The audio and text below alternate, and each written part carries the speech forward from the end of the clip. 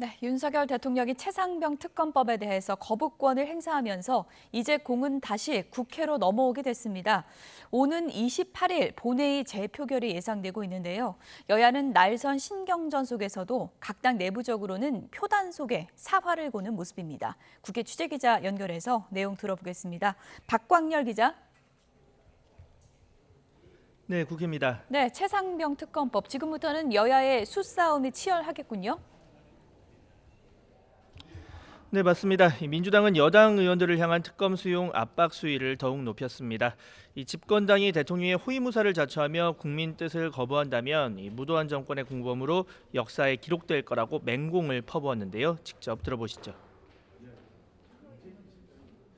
양심 있는 국민의힘 의원들의 결단을 촉구합니다. 여당은 이제라도 국민의 죽음을 외면하는 나쁜 정치와 결별해야 합니다. 28일 본회의에서 무너진 국가의 책무를 국회가 반드시 다시 세워야 합니다. 네, 당내 해병대원 사망 사건 진상규명 TF 팀장인 박주민 의원은 이 여당 의원 전원에게 이 법안 찬성을 촉구하는 서한을 보내기도 했습니다. 이 관건은 여당 내 이탈표 규모입니다. 이 여당 의원 17명이 이탈, 즉 찬성표를 던지면 이 특검법이 국회 문턱을 넘게 되는데요. 이 50여 명이 넘는 여당 내 낙선 불출마 의원의 표심이 최대 변수로 꼽힙니다. 이 특검 통과 여부뿐 아니라 이탈표 규모가 얼마나 되느냐에 따라 이 국민의힘 원내 지도부, 나아가 윤 대통령의 리더십에도 영향을 미칠 거란 분석도 나옵니다. 그만큼 여당 원내 지도부를 중심으로 이 의원 개별 설득 작업에 총력을 기울이고 있는데요. 추경호 원내대표는 중진 의원과의 간담회를 마친 뒤 기자들과 만나 이 최상병 특검법 재표결 시 부결 당론으로 힘을 모으자는 데 공감대를 모았다고 설명했습니다. 단일 대우에는 큰 지금 이상 기류가 발견되고 있지 않다. 지극히 일부 개별적인 의원님들께서 대외적으로 견해 표명하고 계신 것을 저희들 잘 듣고 있습니다. 네, 이런 가운데 김진표 국회의장은 기자간담회에서 이 특검법 합의가 되지 않는다면 28일 본회의에서 재의결하겠다는 뜻을 밝혔습니다. 이 합의안을 만들어달라고 부탁했지만 안 된다면 이 국회법 절차대로 진행하겠다는 겁니다. 이 야권 일각에선 이 특검법 거부권을 고리로 탄핵 추진 가능성을 시사하는 발언이 연이어 나오고 있는데요. 이재명 대표 측 관계자는 이 탄핵 소추는 행정권 남용을 견제할 마지막 견제 장치인 만큼 이 불법에 대한 소명이 입증됐을 경우 가능하다고 언급했습니다. 네, 원구성 협상 상황도 좀 알아보겠습니다. 여야 원내 지도부가 어제 저녁에 비공개 만찬 회동을 가졌는데 진척이 좀 있었을까요? 네, 국민의힘 추경호 더불어민주당 박찬대 원내대표는 어제 2시간가량 비공개 만찬을 하고 상임위원장 배분 등 원구성 문제에 대해서 의견을 교환했습니다. 국민의힘 배준영, 민주당 박성준 원내 수석 부대표도 함께했는데요. 첫 협상에선 일단 서로 입장차만 확인한 것으로 알려졌습니다. 배 원내 수석은 YTN과의 통화에서 법사위와 운영위원장직을 포함해 입장이 평행선을 달렸다며 큰 틀이 해결되어야 상임위 배분 등 다른 현안도 처리 가능한 만큼 의견차를 좁힐 때까지 물밑 협상을 이어갈 계획이라고 설명했습니다. 민주당은 법사위와 운영위원장직 확보를 통해 입법과제 완수와 대통령실 견제를 강조하는 반면 국민의힘은 제2당과 여당이 각각 맡았던 법사위와 운영위원장직을 놓을 수 없다고 맞서고 있습니다. 이번에도 국회라는 자동차에서 브레이크를 빼내려고 하고 있는 것 같습니다. 국회가 만드는 모든 법은 모든 국민에게 심대한 영향을 미칩니다. 여야가 반드시 머리를 맞대고 숙고할 충분한 시간을 가져야 할 이유입니다. 네, 국회법을 보면 개원 직후 열리는 임시국회 첫 본회의에서 국회의장단을 뽑고 3일 내 상임위원장이 선출돼야 합니다. 22대 국회 첫 본회의가 다음 달 5일 열리는 만큼 이틀 뒤인 7일이 원구성 협상 시한입니다. 네, 이번에는 각 당 상황도 좀 알아보겠습니다. 민주당은 오늘 22대 국회 당선인 워크숍이 있다고요? 네, 맞습니다. 이재명 대표 등 지도부를 포함한 이 당선인 171명이 모두 참석하는 1박 2일 일정인데요. 22대 국회 입법과제와 원내 전략 등을 점검하는 차원입니다. 이 전 국민 25만 원 민생회복지원금 법안, 또 이 김건희 여사 특검법 등을 포함해 윤 대통령이 거부권을 행사한 법안들에 대한 재추진 방안도 논의될 것으로 보입니다. 여기에 당원권 강화 방안에 대해서도 토론 가능성이 있는데요. 이 추미애 당선인의 국회의장 경선 탈락 이후 여진이 이어지는 가운데 이른바 수박색출 등을 주장하는 이 강성당원의 반발을 막기 위한 당심 달래기 일환이란 분석도 나오고 있습니다. 국회의장, 부의장과 원내대표 선출에도 저는 당원 참여가 한 20% 정도는 반영돼야 된다라는 생각을 하고 있습니다. 결국 국민과 당원을 위한 활동 아니겠습니까? 결국 그분들의 의견을 개진할 수 있는 이 통로를 보장하는 것이 보다 더 전 건강한 민주주의를 위해서 필요하다. 하지만 국민의 대표인 국회의원 직무를 이 당원이 결정할 경우 대의 민주주의가 위협받는다는 지적도 나오는데요. 관련해 민주당 핵심 관계자는 이 YTN과의 통화에서 시간을 갖고 추진할 문제라고 이 속도전에는 일단 선을 그었습니다. 이 여당은 특검법 재표결, 원구성 협상과 함께 이 전당대회 룰 개정 등이 주요 뇌관으로 꼽히고 있는데요. 이 관련 열쇠를 진 황우여 비대위원장은 최근 이명박 전 대통령 사저 방문에 이어 내일은 이 노무현 전 대통령 서거 15주기 추도식에 참석하는 등 이 보폭을 넓혀가는 모양새입니다. 황 위원장은 YTN과의 통화에서 여야 인사나 종교계 등을 찾는 예방 일정을 빨리 맞춰야 본격적으로 일할 수 있을 거라며 이 당의 단합은 물론 여야 화합을 위한 일정이라고 의미를 설명했습니다. 최근에 잇따랐던 정부의 정책 혼선에 대해서 여당 내에서도 지금 쓴소리들이 나오고 있는데요. 이번에는 고령자 운전 자격 문제가 논란이 됐죠. 네, 앞서 이 정부가 고령자를 상대로 한 조건부 운전면허 도입 검토를 발표한 뒤 이를 정정하는 과정을 두고 여당 내에서도 비판이 나왔습니다. 한동훈 전 비상대책위원장은 자신의 SNS를 통해 이 불가피하게 시민 선택권을 제한할 때는 최소 한도 내에서 정교해야 하고 충분히 설명해야 한다고 지적했습니다. 그러면서 이 고연령 시민에 대한 운전면허 제한 이슈를 대표적인 예로 꼽았습니다. 이 여당 원내 핵심 관계자도 이 보도 참고 자료가 잘못 나오면서 빚어진 혼선으로 생각한다며 이 비공개 당 회의에서 많은 질책이 있었다고 전했습니다. 이 민주당은 비판 수위를 끌어올리는 모양새입니다. 이해식 수석 대변인은 YTN과의 통화에서 해외 직구뿐 아니라 이 연이어 벌어지기 힘든 일이 발생한다며 이 공직기강의 해이 문제를 지적했습니다. 이 강유정 원내대변인 역시 실질적인 법에 해당자들에게 어떤 영향을 미칠지 정부가 전혀 모르고 이 정책을 던진다며 이 정책 폭투라고 비판하기도 했습니다. 지금까지 국회에서 YTN 박광렬입니다. 네, 오동훈 신임 공수처장이 오늘부터 공식적으로 업무에 돌입합니다. 수장 공백 사태가 넉 달 만에 해소된 가운데 최상병 사망 사건 외압 의혹 등 수사에 속도를 낼 수 있을지 주목되고 있습니다. 취재기자 연결해 보겠습니다. 김태원 기자. 네, 고위공직자 범죄 수사처입니다. 네, 출근길에 나선 오동훈 처장 따로 밝힌 포부가 있었습니까? 네, 어제부로 임기를 시작한 오동훈 신임 공수처장 출근길 도어 스태핑으로 공식 일정을 시작했습니다. 오늘 아침 8시 50분쯤 공수처 청사 앞에 모습을 드러냈는데요. 국민을 마음으로 섬기고 또 성과로 보답하는 공수처가 될 수 있도록 3년의 임기 동안 열심히 하겠다면서 취임 일성을 밝혔습니다. 아직은 업무 보고를 받지 못했다면서도 대통령까지 성역 없이 수사할 수 있겠냐는 질문에는 공수처가 출범한 배경에 부합하게 성실하게 수사하겠다고 설명했습니다. 직접 들어보시죠. 빨리 보고를 받고 또 업무에 차질이 없도록 우리는 공수처에 여러 가지 조직이 생겨난 그 맥락이 있지 않습니까? 거기에 부합하게 성실하게 수사를 해 나갈 생각입니다. 오 처장은 오늘 오후 동작구 국립서울현충원을 찾아 참배한 뒤 다시 공수처 청사로 돌아와 취임식을 갖습니다. 지난 1월 20일 전임 김진욱 처장이 퇴임한 지 넉 달 만에 오동훈 호가 출범하면서 공수처로서도 길었던 수장 공백 사태를 해소할 수 있게 됐습니다. 하지만 2기 공수처 앞에 놓인 과제 녹록치 않습니다. 과거 1기 지휘부였던 김 전 처장과 여은국 전 차장이 모두 판사 출신이라는 점을 공수처 수사력 부족의 원인으로 꼽는 의견이 적지 않았는데요. 마찬가지로 판사 출신인 오 처장이 수사력 논란을 제대로 떨쳐낼 수 있을지 지켜볼 필요가 있겠습니다. 그런 만큼 처장과 함께 전반적인 수사를 지휘할 신임 차장으로 어떤 인물을 제청하게 될지도 관심인데요. 오 차장은 윤석열 대통령과 가까운 검사 출신 인물이 차장으로 제청되는 것 아니냐는 우려에 대해서 직역과 무관하게 수사 역량의 관점에서 자신의 부족한 부분을 보충할 수 있는 인물로 인선하겠다고 말했습니다. 네, 수장 공백이 해소되면서 공수처에서 진행되고 있는 사건들이 더 힘을 받을지도 주목되고 있는데요. 최상병 사건 수사는 어떻습니까?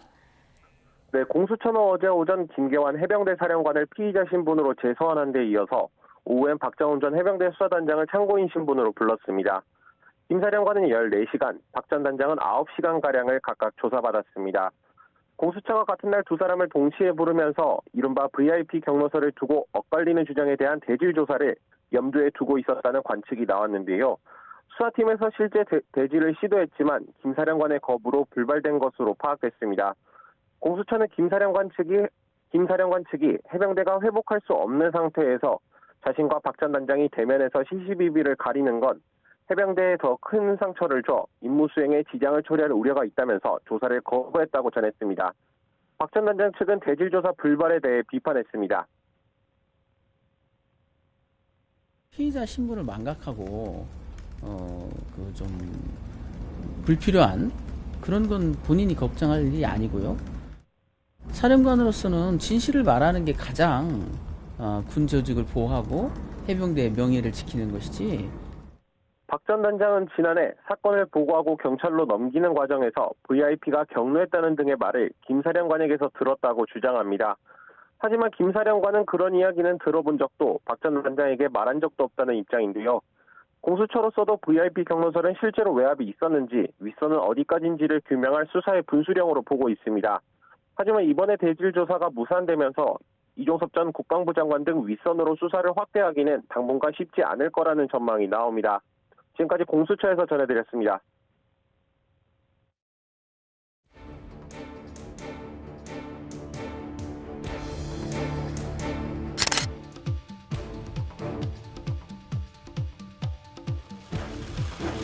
죄지은 사람이 많이 필요하겠습니다. 어쨌든 죄송합니다.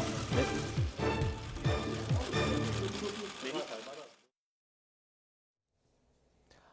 음주병 손이 혐의를 받는 가수 김호중 씨에 대해 구속영장이 신청됐습니다. 서울 강남경찰서는 오늘 오전 김 씨에게 특정범죄가중처벌법상 도주치상과 위험운전치상 등 혐의를 적용해 사전 구속영장을 신청했다고 밝혔습니다. 어제 김 씨를 소환 조사한 뒤 하루 만으로 이 경찰은 소속사 대표 이모 씨와 본부장 전모 씨에 대해서도 각각 범인도피교사와 증거인멸 혐의를 적용해 구속영장을 신청했습니다. 김 씨는 지난 9일 밤 11시 40분쯤 서울 신사동에서 반대편 차로에 있던 차량을 들이받은 뒤 아무런 조치 없이 도주한 혐의를 받습니다. 음주병 손이 혐의를 받는 가수 김호중 씨가 음주운전을 시인한 지 이틀 만에 경찰에 비공개 출석했습니다. 김 씨는 조사가 끝난 뒤에도 취재진이 있다는 이유로 5시간이 넘게 귀가를 거부했는데요. 밤 10시가 넘은 뒤 모습을 드러내 죄인이 무슨 말을 하겠냐며 죄송하다고 말했습니다. 유세용 기자입니다. 검은 모자를 눌러 쓴 트로트 가수 김호중 씨가 모습을 드러냅니다. 취재진을 피해 지하 주차장으로 비공개 출석한 지 8시간 반 만입니다. 죄지은 사람이 많이 필요하겠습니다. 어쨌든 죄송합니다. 네. 오후 2시 출석한 김 씨는 3시간 만에 조사를 마쳤지만 밤 10시가 넘어서까지 귀가를 거부한 거로 파악됐습니다. 취재진과의 대면을 피하고 싶다는 게 이유였습니다. 김 씨 측 변호인은 성실하게 조사에 임했다면서도 귀가가 늦어진 이유에 대해서는 답하지 않았습니다. 오늘 음주운전을 포함해서 사실관계를 모두 인정을 했고 성실히 조사를 받았습니다. 오늘 조사 5시에서 6시 정도에 이미 끝난 걸로 알고 있는데 이렇게 늦어지신 이유는 혹시 오늘은 거기까지 좀 해주시죠. 예, 죄송합니다. 사고 이튿날 진술 조서 작성을 위해 출석했던 김 씨. 12일과 15일에 이어 피해자 신분으로 경찰 조사를 받는 건 3번째입니다. 김 씨가 입장을 번복한 뒤 첫 조사인 만큼 경찰은 음주운전 혐의 입증에 주력한 거로 전해졌습니다. 김 씨가 사고 17시간 만에야 경찰에 출석하면서 혈중 알코올 농도 측정에서 음주가 감지되지 않아 직접 증거 확보가 어렵기 때문입니다. 경찰은 당시 음주 수치를 역추산하는 위드마크 공식을 적용하기 위해 정확한 음주량과 시간 등을 집중적으로 캐물은 거로 알려졌습니다. 사실은 저희가 과거 피의자 신문을 상당히 오랜 시간 2회에 걸쳐서 받았기 때문에 그런 부분들에 있어서 조금 모순된 부분들을 확인하는 그런 과정들이기 때문에 소속사 사고 은폐 의혹 수사도 속도를 내고 있습니다. 김 씨가 탔던 차량 세대의 블랙박스 메모리가 사라졌는데 경찰은 조만간 블랙박스 메모리를 제거한 소속사 관계자 등도 불러 조사할 계획입니다. YTN 유서연입니다. 이번 사건에 대해서 가수 김호중 씨의 소속사 본부장이 경찰 조사에서 사고 차량 블랙박스에 메모리 카드를 삼켰다고 진술했습니다. 김 씨의 소속사 관계자는 오늘 사고 직후 블랙박스 메모리 카드를 제거한 건 본부장 A 씨라며 경찰 조사에서 A 씨는 메모리 카드를 삼켰다고 진술했다고 말했습니다. 현재 경찰은 사고 차량은 물론 김 씨가 사고 전후에 탔던 다른 차량 2대의 블랙박스 메모리 카드도 사라진 점을 확인하고 자세한 경위를 조사 중입니다. 또 김 씨가 증거인멸을 지시했을 가능성도 열어놓고 수사하고 있습니다. 이런 가운데 가수 김호중 씨가 내일 출연료 없이 콘서트 무대에 섭니다. 김 씨의 소속사는 티켓 환불을 두고 논란이 커지자 예매를 취소해도 수수료를 받지 않기로 했습니다. 김승환 기자가 취재했습니다. 김호중 씨는 오는 23일과 24일 열리는 슈퍼클래식 콘서트 공연을 예정대로 소화합니다. 김 씨 소속사는 출연료를 받지 않을 거라면서 상업 목적의 활동을 하지 않고 자숙할 거라고 설명했습니다. 공연 취소 여론이 거세지는데도 강행하는 데 따른 부담을 줄이려는 조치로 풀이됩니다. 하지만 공식 팬카페도 맹목적인 감싸기에 거리를 두고 사죄하는 등 김 씨 운신의 폭은 점점 좁아지고 있습니다. 여기다 KBS가 공연 주관사의 명칭과 로고 사용을 금지한 데 이어 KBS 교향악단도 콘서트에 참여하지 않겠다고 선언하면서 공연 여건은 더 나빠졌습니다. 이런 가운데 원래 공연 하루나 이틀 전 취소하면 티켓 금액 30%의 수수료를 물렸지만 관객들이 표 예매를 취소해도 수수료를 내지 않게 됐습니다. 논란이 계속되자 이전에 표를 취소한 관객들까지 수수료를 면제해주겠다는 겁니다. 오는 23일과 24일 김호중 씨 콘서트 좌석 2만 석이 매진됐지만 최근 6,000석 안팎의 취소표가 나왔습니다. 김 씨 음주운전 파동에 따른 여파라는 해석이 나오지만 소속사에선 이 사건과 무관하게 안표상들의 구매 취소 등으로 이미 6,000석이 빠진 상태였다고 주장했습니다. 다음 달 초 김천에서 열리는 공연 역시 그대로 진행하겠다는 입장이지만 구속영장 신청 등 경찰의 신병 처리 여부가 향후 활동의 분수령이 될 것으로 보입니다. YTN 김승환입니다. 이른바 딥페이크 수법으로 여성 얼굴 사진을 합성해서 음란물을 만들어 유포한 서울대 졸업생 등 5명이 경찰에 붙잡혔습니다. 서울경찰청은 어제 성폭력 처벌법 위반 혐의로 30대 남성 A씨와 B씨 등 5명을 검거했다고 밝혔습니다. A씨와 B씨는 서울대 졸업생으로 파악됐는데 대학 동문을 상대로 불법 합성물을 제작하고 텔레그램을 활용해 유포한 혐의를 받습니다. 지난 2021년부터 최근까지 두 사람과 관련된 피해자는 70여 명에 달하는 것으로 조사됐습니다. 경남경찰청은 태국 한국인 관광객 납치 살해 사건과 관련해서 20대 남성 A씨를 강도살인 등 혐의로 구속 상태로 검찰에 넘겼습니다. 경찰은 태국 경찰과 공조해 사실관계를 확인하고 증거를 수집해 A씨에게 강도살인과 시신유기 혐의를 적용했다고 밝혔습니다.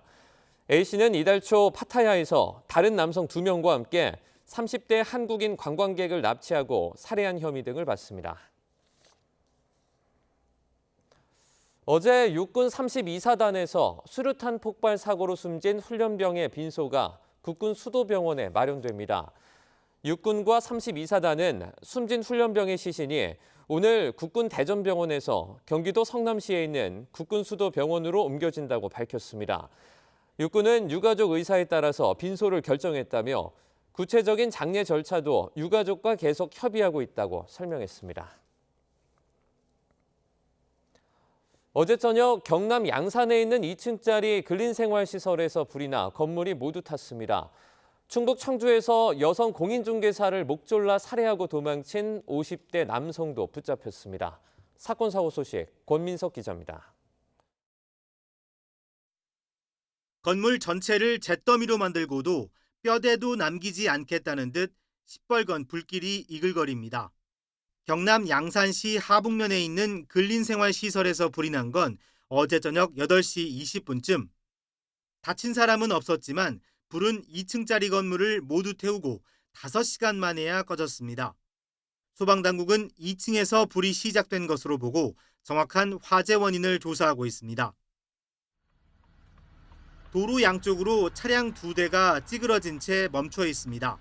사람 다치고 이거 차 이거 몇 대가 바르는 거예요? 오늘 새벽 0시 40분쯤 경기 화성시 서해안고속도로 화성휴게소 인근에서 서울 방향으로 달리던 승용차가 앞선 차량을 들이받았습니다. 30대 운전자가 술을 마신 채 운전대를 잡았다가 음주 추돌 사고를 낸 겁니다. 벼란간 뒤차에 받친 피해 차량 운전자는 얼굴을 다쳐 병원으로 옮겨졌습니다. 경찰은 가해 차량 남성을 음주운전 혐의로 입건했습니다. 어제 낮 12시쯤 충북 청주시 운천동에 있는 공인중개사 사무소에서 50대 여성이 숨져 있는 것을 아들이 발견해 신고했습니다. 경찰은 목 졸린 흔적을 발견하고 인근 CCTV 영상을 분석해 56살 A씨가 타고 달아난 차량을 특정했습니다. A씨는 경북 상주시 화북면에서 저녁 8시쯤 긴급 체포됐습니다. 평소 여성과 알고 지낸 A씨는 범행을 시인했는데 경찰은 정확한 동기와 경위를 조사하고 있습니다. YTN 권민석입니다.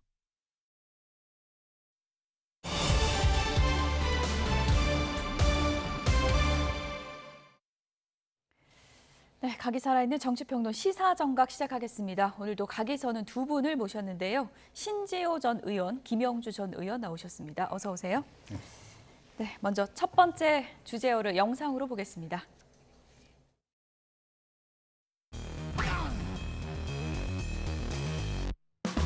이재명 대표나 조국 대표 자기 죄를 스스로 사면할 겁니다. 그 총선 말아먹은 사람이 또 지방선거도 말아먹으라고 찍어주면 우리 당은 해체해야 돼. 더 이상 당의 존속할 의미가 없어요.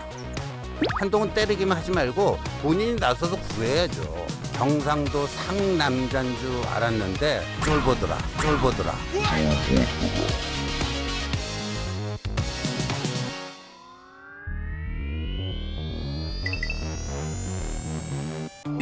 그 발언으로 인해서 혼란이 오고 조금 줄여주셨으면 좋겠다라는 제 개인적인 생각입니다. 그걸 뭐 찍어주면 우리 당은 해체해야지. 조금 줄여주셨으면 좋겠다라는 제 개인적인 생각입니다.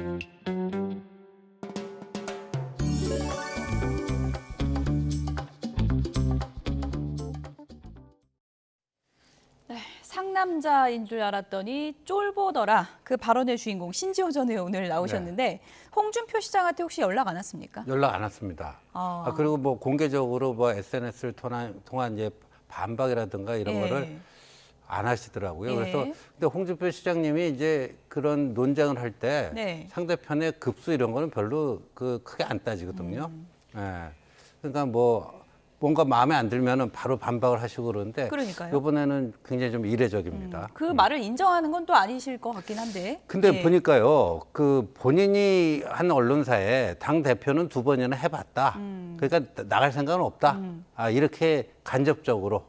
예. 근데 한동훈이 대표되는 건 어떻게든 막아야 되는데 본인은 나갈 생각은 없고, 예. 그냥 때리기만 하는 거고. 예. 그러면 아무것도 안 되죠. 내면이 복잡하신 것 같은데 SNS에 글을 또 올리셔가지고요. 우릴 지옥에 몰고 가네 앞에서 모두가 굽실대고 있다. 진짜 배알도 없는 당이다. 이렇게 썼고요. 총선 말아먹은 애한테 기웃거리는 세력들이 있기 때문에 이 당은 가망이 없다. 새살림 차리는 게 그나마 희망이 있다. 이렇게 썼거든요. 당 나가겠다는 얘기인가요? 어떤 건가요? 탈당도 말씀하시고 가망이 없다 이렇게 말씀하시고 이제는 막 나가시는 것 같은데 예.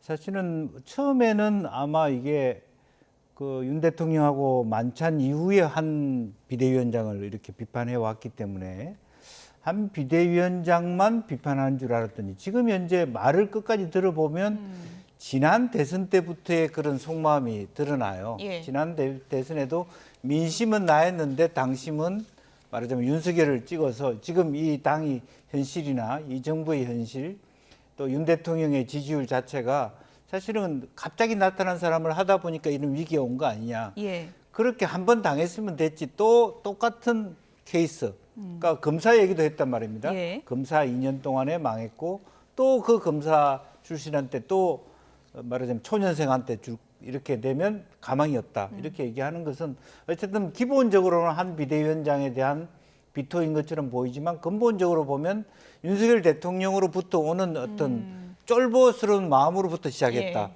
그렇게 봐도 될 것 예. 같고요. 과연 그게 실제 실행력이 있느냐? 저는 실행력이 높은 건 아니라고 봅니다. 대구시장으로서 뭐 물론 모르겠습니다. 뭐 세상은 어떨지 모르는데 이준석 대표의 신당으로 가서 그런 뭐 나중에 뭐 다음 대선은 이준석과 경선을 할지는 모르겠습니다만은 아직 굉장히 많이 나간 얘기이기는 하지만 사실은 그런 실행력이 많은 건 아니다. 그렇게 보입니다. 일단. 한동훈 전 위원장이 당대표 되는 걸 보느니 내가 새 살림을 차리겠다. 이러니까 언론에서 탈당 시사한 거 아니냐 이런 얘기들이 나왔는데 조금 전에 그래픽 다시 보여주시면요. 내가 30여 년간 이 당을 지키고 살려온 사람인데 탈당 후느니 가당치가 않다. 문장 하나 해독 못하는 사람들이 많아서 아쉽다. 이렇게 또 추가 글을 올렸습니다. 새살림이라는 게 탈당 얘기하는 거 아닙니까? 이럴 때 흔히 쓰는 이제 속담에 방귀 낀 놈이 썩낸다 뭐 이런 거 아닌가 싶은데요. 뭐 거취를 한동훈이 당대표가 되면 거취를 결단할 수 있다. 예. 새살림 차리는 게 낫다. 그러면 우리 보통의 국어교육을 받은 사람들은 탈당 시사. 그러니까 어제 모든 언론이 그렇게 썼습니다. 예. 언론들 다 성향이 제각각인데 여기서는 완전히 일치 단결이 됐어요. 다 탈당 시사로 썼는데 그게 뭐 문장 해독력의 문제다. 저 정도 되면요. 본인이 마음의 갈피가 예. 오락가락하는 거야. 내 마음 나도 몰라. 뭐 나가고도 이런. 싶다가 아닌 그렇죠. 것 같다가 이런 근데 건가요? 지금 나가는데 어디로 나가죠? 개혁신당 나가로 가나요? 그 개혁신당으로 가면요. 예. 거기는 저 차기 대통령 후보는 이준석으로 결정돼 있는데 그럼 그 뒤에서 뭐 상임 고문 뭐 이런 거 해야 되나요? 그게 아니잖아요. 예. 본인이 나가면 뭔가 그림이 그려져야 되는데 그림이 안 그려집니다. 그리고 오늘 심지어 이제 친윤 내에서도 홍 시장에 대해서 손절. 그러니까 나가려면 차라리 빨리 나가라. 뭐 박수영 의원이 그런 얘기를 했고 친윤 핵심인 이철규 의원도 홍 시장 좀 이거 말 좀 조심해줬으면 좋겠다. 예. 근데 이제 홍 시장이 총선 직후에 윤 대통령과의 어떤 4시간 만찬 회동을 통해서 어찌 보면 윤심을 등에 업고 한동훈 때리기에 나서는 이런 모양새였잖아요. 예. 근데 그 한동훈 때리기 하다가 스텝이 꼬여가지고 결국 윤 대통령까지 때려버린 거예요. 검찰 정치라고 하는. 예. 그러니까 스스로 이제 아군을 좀 새롭게 만들어서 한동훈 때리기 편먹고 한동훈 때리기 뭐 이런 거였는데 한동훈과의 어떤 그 싸움 속에서 그 아군으로 최근에 이렇게 손잡았던 사람들도 이렇게 되고 그러니까 그 사람들은 빨리 나가라. 근데 최근에 또 보면 뭐 친윤 용산 쪽에서 뭐 한동훈이 당대표 되면은 탈당할 수도 있다 뭐 이런 얘기가 흘러나왔잖아요. 예. 그러니까 친윤들로서는 그게 부담이 되는 거예요. 엄청난 정치적 부담이 되는 거예요. 근데 홍 시장이 저러고 나오니까 에따 잘 됐다. 이거 다 홍 시장한테 다 거기다 덮어 씌우는 거죠. 예. 그리고 그 탈당 거기로부터는 그 빠져 나오려고 하는 뭐 이런 수도 좀 읽힙니다. 전략이 좀 꼬였다고 보시는 네. 거군요. 홍준표 시장이 탈당을 시사하니까 뭐 친윤으로 꼽히는 박수영 의원조차도 나갈 건 빨리 나가라 이런 반응을 보였거든요. 당내 네. 그런 반응들이 좀 부담스러웠던 걸까요?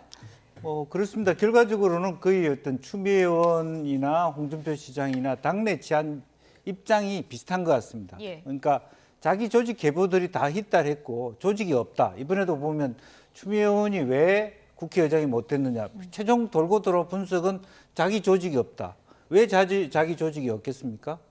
자기가 밑에 같이 할 수 있는 사람과 말하자면 같이 도모할 만한 일을 하지 않았다든지 어떤 그런 부분이 있으니까 독단적이고 뭐 그때마다 개인적으로 튀는 그러다 보니까 같이 있을 사람들이 별로 없죠. 이 사람 옆에 예. 있다가 폭탄 맞겠다 싶으니까 이제 그런 처지에 와 있는 거 아닌가 싶고요. 그러니까 실제로 보면 만약에 홍준표 시장이 다음 대권 가능성이 높다든지 예. 또 대구에서 TK에서 아주 신망이 높다면 절대 당에서 TK가 중심인 당에서 저런 얘기 안 나옵니다. 나가려면 빨리 나가주세요라는 예. 말이 나올 리가 없죠. 근데 아무리 봐도 옆에 척헌들도 없고 독고다이 예. 살아왔으니까. 근데 그러니까 예. 뭐 저분에 대해서 특히 대구 경북에서도 뭐 주변 의원님들이 이렇게 다 있지 않겠습니까? 예. 어떻습니까, 홍 시장?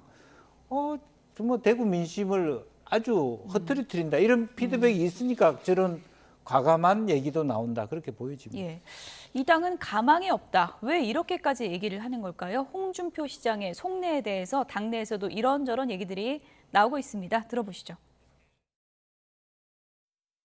우리 당의 단체장이 그 당대표에 나오지 못하게 하는 규정 없습니다. 일리 있습니다. 근데 그렇게는 안 하고 계속 후배한테 고춧가루나 뿌리는 거는 이 당의 이 원내대표, 당대표, 대통령 후보까지 지낸 원로라면 원로랄 수 있는 분인데 돌려라고 좀 그런 좀 그냥 사납습니다.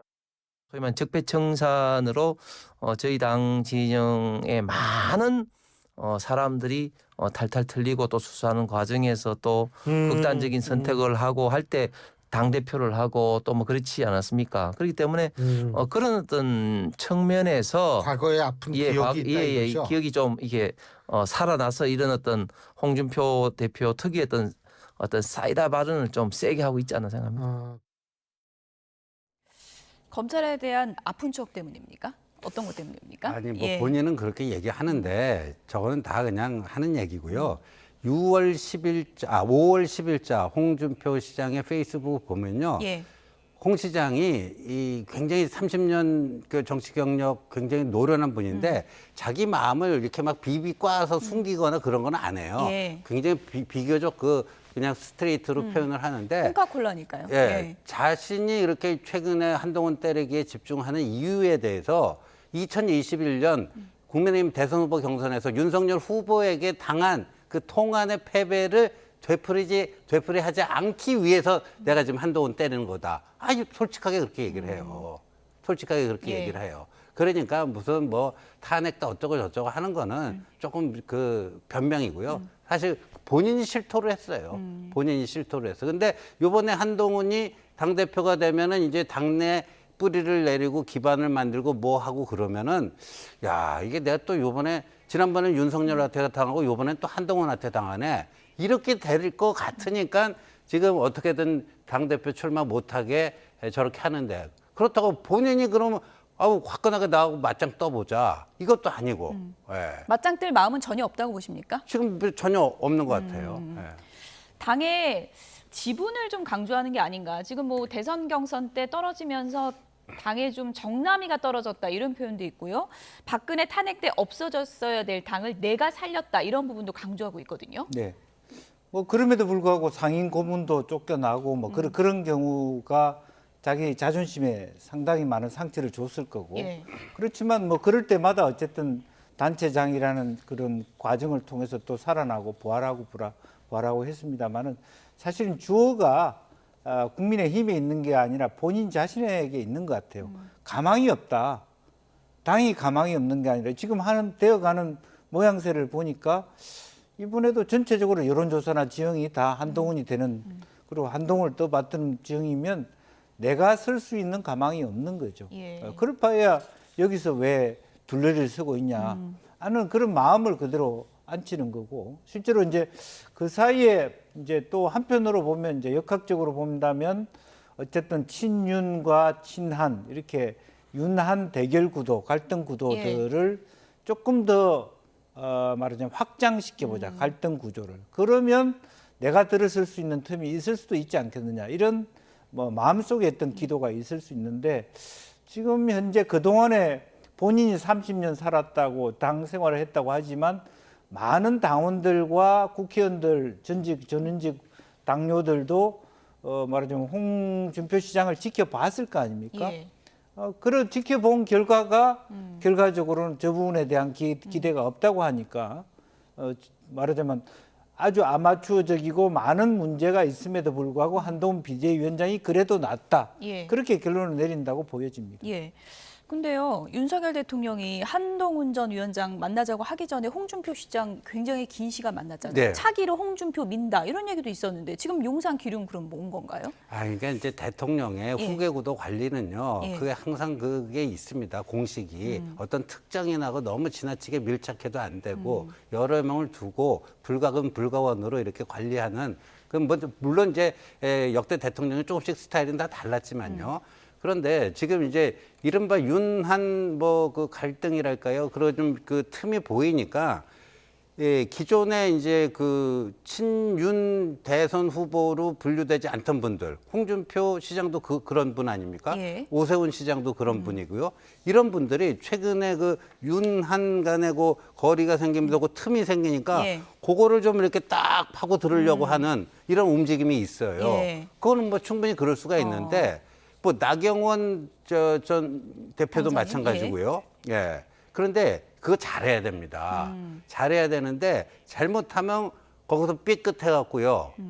득보다는 실이 훨씬 클 수가 있는데 예를 들면 나경원 당선인의 경우에는 지난번 전당대회 때 친윤들로부터 좀 핍박받은 그게 있잖아요. 그러니까 비윤이라고 하는 확실한 이게 있었는데 이번 총선 과정에서 보면 그게 오히려 플러스로 작동한 측면이 있거든요. 그게 정치적 자산이 된 거예요. 그리고 당선이 됐길래 이제 당대표 후보로 가장 유력한 사람으로 보였는데 뭐 나이 연대가 어떻다 저떻다 예. 대통령과 뭐 또 회동을 가졌다 이렇게 되니까 뭐야 이 사람 비윤이야 친윤이야 헷갈리네. 그러면서 오히려 그 본인에게 최근에는 플러스로 작용했던 그 자산을 까먹는 뭐 이런 경우도 있다는 거죠. 예. 그러니까 홍준표 시장의 지금 전략이 유효적절해 보이진 않는다 이렇게 보시는 거군요. 제가 봐서는 하는 예. 족족 그게 그냥 저기가 빗나가는 것 같습니다. 예. 어쨌든 이거 교통정리해야 되지 않겠습니까? 지금 발언 수위 계속 세질 수도 있는 건데 지금 뭐 일각에서는 징계해야 된다. 이 발언 수위가 너무 세지 않냐 이런 얘기가 있는 것 같습니다. 네. 뭐 일부 유튜버들도 그런 말씀을 하신 걸로 알고 있는데 그것은 뭐 당이 징계를 하는 것이 더 조용히 하는 것인지 오히려 이렇게 그냥 며칠 시간을 지내는 것이 더 조용할 것인지 판단할 필요가 있고요. 또 국민을 전환해야 되겠죠. 당으로서는 지금 저 논의에 빠져들 것이 아니라 룰 개정 문제라든지 전당대 준비 문제에 집중할 필요가 있습니다. 예. 이것은 뭐 지나가는 이야기예요. 대선 후보들 혹은 잠룡들끼리의 설랑설레하고 이참에 나도 숟가락 한번 얹어야 되겠다는 부분이기 때문에 너무 저기에 포커스를 둘 필요는 저는 없다 그렇게 봅니다. 홍준표 시장 공세에 한동훈 전 위원장은 침묵하고 있는 상황인데요. 한동훈 전 위원장에 대한 견제 목소리도 당내에서 계속 나오고 있습니다. 어떤 얘기들인지 들어보시죠. 결국 그 인기라는 게 반짝하고 가는 거거든요. 솔직히. 예. 황교안 대표님도 한번 반면교사를 한번 보면요. 예. 2019년 그 봄에 이제 대표로 들어오시지 않습니까? 예. 제가 그때도 제가 이제 잠을 해드렸는데 결국 그분 들어오셔가지고 어떻게 됐습니까? 지지율이 많이 급전직하했죠. 한동훈 위원장이 총선에도 출마를 한번 계획하시고 뭐 또 보궐선거가 생긴다면 그 기회도 놓치지 않으셨으면 좋겠고 지금 당장 이 전당대회나 이런 데 나오셔서 당신이 갖고 있는 좋은 재능들을 소모하는 것보다는 그게 낫지 않겠나. 유승민 전 의원은 어떻게 하신대요? 고민이 좀 깊으신 것 같더라고요, 진짜로. 가능성이 제가 보기에는 한 60-70% 되시는 것 같은데. 더 많군요. 가능성이 보통 60-70% 된다는 거는 반이 넘으니까 거의 나온다는 얘기 아닙니까? 그렇다고 봐야 되는데 지금 저 두 분이 이렇게 그냥 별 생각 없이 들으면 한동훈 위원장을 생각해갖고 뭐 안 나왔으면 안 나오는 게 더 좋지 않느냐. 소모되면 안 된다. 뭐 생각해주는 척하고 있는데 보니까 윤상현 의원은 본인이 당대표 도전 의사가 분명하거든요. 그러니까 한동훈이 나오면은 본인의 가능성이 줄어들잖아요. 그래서 저런 발언이 나온다고 해석을 안 할 수가 없고 유이동 의원의 경우에는 유승민계로 분류되는 분 아닙니까? 그리고 유승민의 출마 가능성에 대해서도 60-70% 가장 강력한 라이벌이 누구예요? 한동훈. 그러니까 생각해주는 척하면서 안 나왔으면 좋겠다. 또 이렇게 해석이 될 수밖에 없죠. 유승민이 나와야 되니까 한동훈 전 위원장은 좀 안 나와줬으면 좋겠다. 이렇게 오해를 살 수도 있다. 이런 얘기를 해주셨는데 윤상현 의원은 이런 얘기를 했거든요. 인기가 반짝인길 거다. 황교안 전 대표의 길을 걸을 것이다라고 했는데 한동훈 전 위원장하고 황교안 전 대표가 좀 비슷한 모델입니까? 어떻게 보세요? 글쎄요, 저는 뭐 그렇게 보이지는 않거든요. 그 한교안 그 위원장은 사기 스스로 중심을 못 잡고 너무 우파로 일찍 넘어진 것 같은 느낌들이 있어서 오히려 지금도 전체적으로 메인스트림 밖에 있잖아요. 자기 주장들이 너무 과격하고 과연 저분이 어떻게 법무부 장관하고 총리 대리를 하셨는지 싶을 정도의 부정투표 얘기를 하시고 그게 일순간인 것 같아요. 이제 그런데 한동훈 장관은 지금 오히려 역으로 보면 인파이트로 들어오고 있잖아요. 그러니까 지금 현재 어떤 얘기를 하면 정책의 디테일 그런 얘기를 하고 싶다고. 그러니까 자기 스스로가 뭐가 부족한지 알고 달려드는 사람입니다. 사실은 한교안 위원장은 자기 혼자의 정의의 사도처럼 생각해 왔고 그런 길을 걸어왔기 때문에 자기가 어디를 가도 자기가 다 옳은 줄 아는데 한동훈 비대위원장은 그렇게 바보는 아닌 것 같아요. 그러니까 맥락을 알고 나의 죽으러 왔다는 얘기를 할 줄도 알고 감각도 있고 물론 여러 가지 많이 부족하지만 실제로 그런 의미에서의 그 말하자면 직접적으로 한교안의 길을 간다 그렇게 보기는 어렵지 않겠나 그렇게 보여집니다. 한동훈이 당대표 되면 윤석열 대통령은 탈당하는 거 아니냐 이런 얘기가 나오니까 이철규 의원이 절대 가당치도 않은 일이라고 언론 인터뷰에서 얘기를 했더라고요. 실제로 그렇게 될 거라고 보십니까? 제가 파악하기로도요. 예. 친윤계 일부 의원이 좀 한동훈 장관에 대해서 좀 불편한 감정을 갖고 있는 분들이죠. 친윤이라고 다 그런 건 아닌데 일부 친윤은 되게 이제 반한적인, 반한동훈적인 근데 그런 분들 입에서 나온 거는 분명해 보여요. 그러니까 한동훈 전 위원장의 등판을 막기 위한 하나의 일종의 협박 카드 비슷해, 위협 카드로서 너 나오면 대통령이 탈당할 수도 있어. 그러니까 너 조심해. 뭐 이런 식의. 근데 제가 봐서는요, 참 생각이 짧다. 왜냐하면 그게 협박 카드면요, 그 협박을 당하는 상대방이 정말 위협을 느껴야 되거든요. 느낍니까? 안 느껴요. 그리고 그런 거 자체가 대통령이 탈당할 수도 있다 황당무계한 얘기 아니에요. 그건 뭐 나는 뭐 자살 특공대 대원이 되겠어 뭐 그런 얘기나 마찬가지인데 그러니까 황당무계한 걸 가지고 그게 협박 그 위협용 카드가 될 수 있다고 생각한 것 자체가 참 이게 참 우픈 얘기죠. 우픈 일부 얘기. 친윤이 흘린 얘기들인데 이런 와중에 찐윤이 탈당 안 한다고 얘기를 했으니까 좀 무게가 실리는 발언이기도 한 것 같습니다. 이번엔 다음 주제어 확인해 보도록 하겠습니다. 보여주시죠.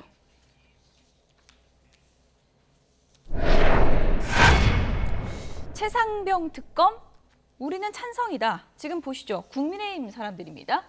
28일에 지금 대통령이 거부권 행사하면서 재표결에 들어가는데 지금 3명이 손 들었어요. 나 찬성이다. 이탈표가 17표 이상 나오면은 가결될 수 있는 건데 3표는 지금 확보를 한 것 같습니다. 네.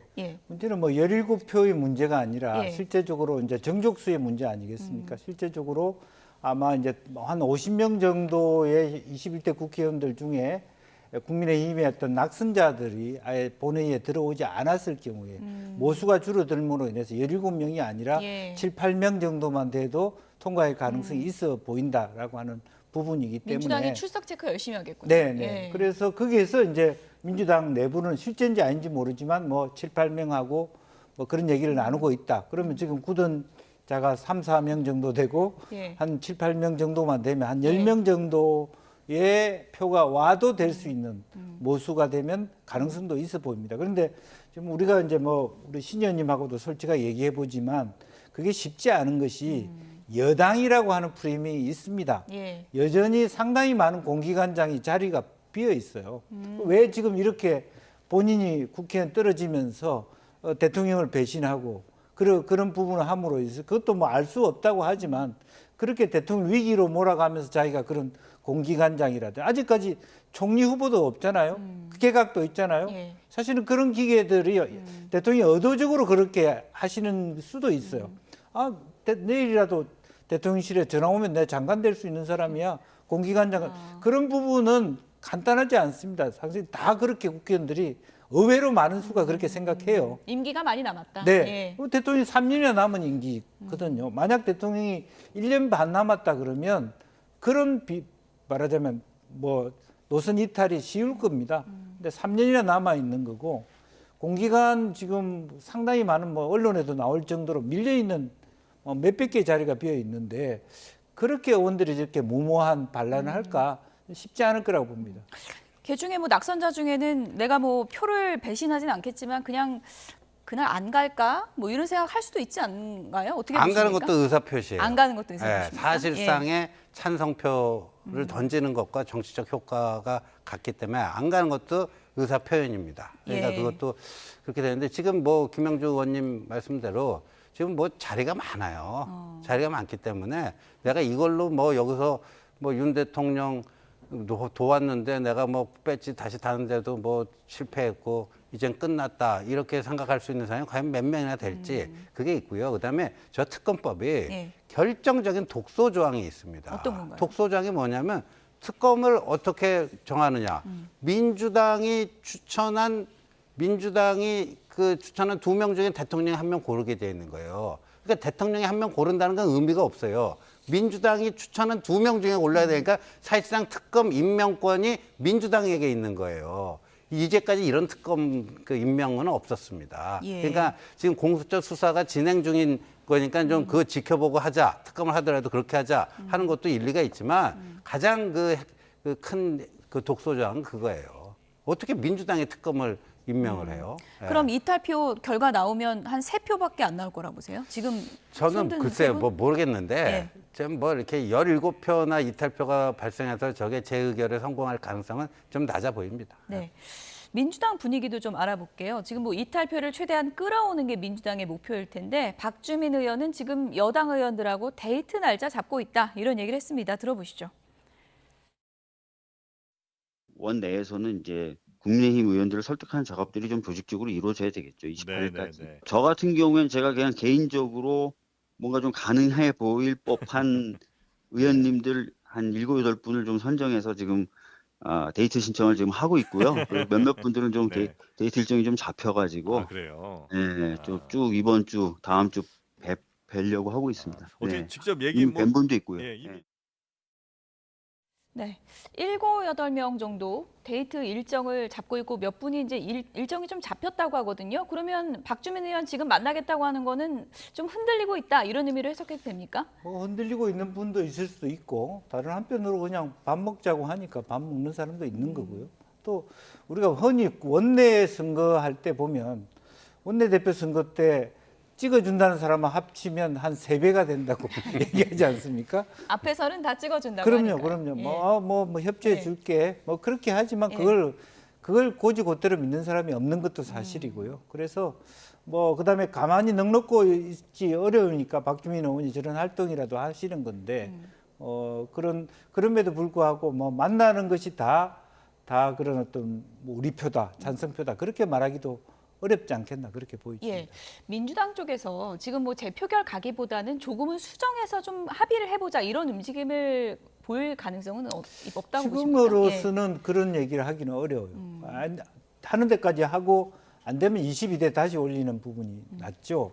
오히려 지금 현재 강성 분위기 속에서 다시 합리적으로 뭘 하자 하는 순간에 뭐 당신 왜 그래 이렇게 되는 분위기라서 이대로 그냥 하자가 있는 줄 알면서도 갈 수밖에 없는 상황 아닐까 그렇게 보여집니다. 의원님 보통 국회에서 표결 전에 이렇게 여야 의원들끼리 만나서 좀 요청도 하고 좀 이렇게 물밑 작업도 하고 그러면서 표심이 좀 바뀌기도 합니까? 거의 없습니다. 거의 없습니다. 제가 직간접적으로 경험한 바에 의하면 아주 특별한 경우 아니면은 없는데 그러니까 속된 말로 저렇게 하다가 이제 결과가 나오면 아유 헛물켰구나 이렇게 끝나는 경우가 대부분입니다. 이번에도 그렇게 될 가능성이 높다. 뭐 그렇게 되기를 희망합니다. 저는.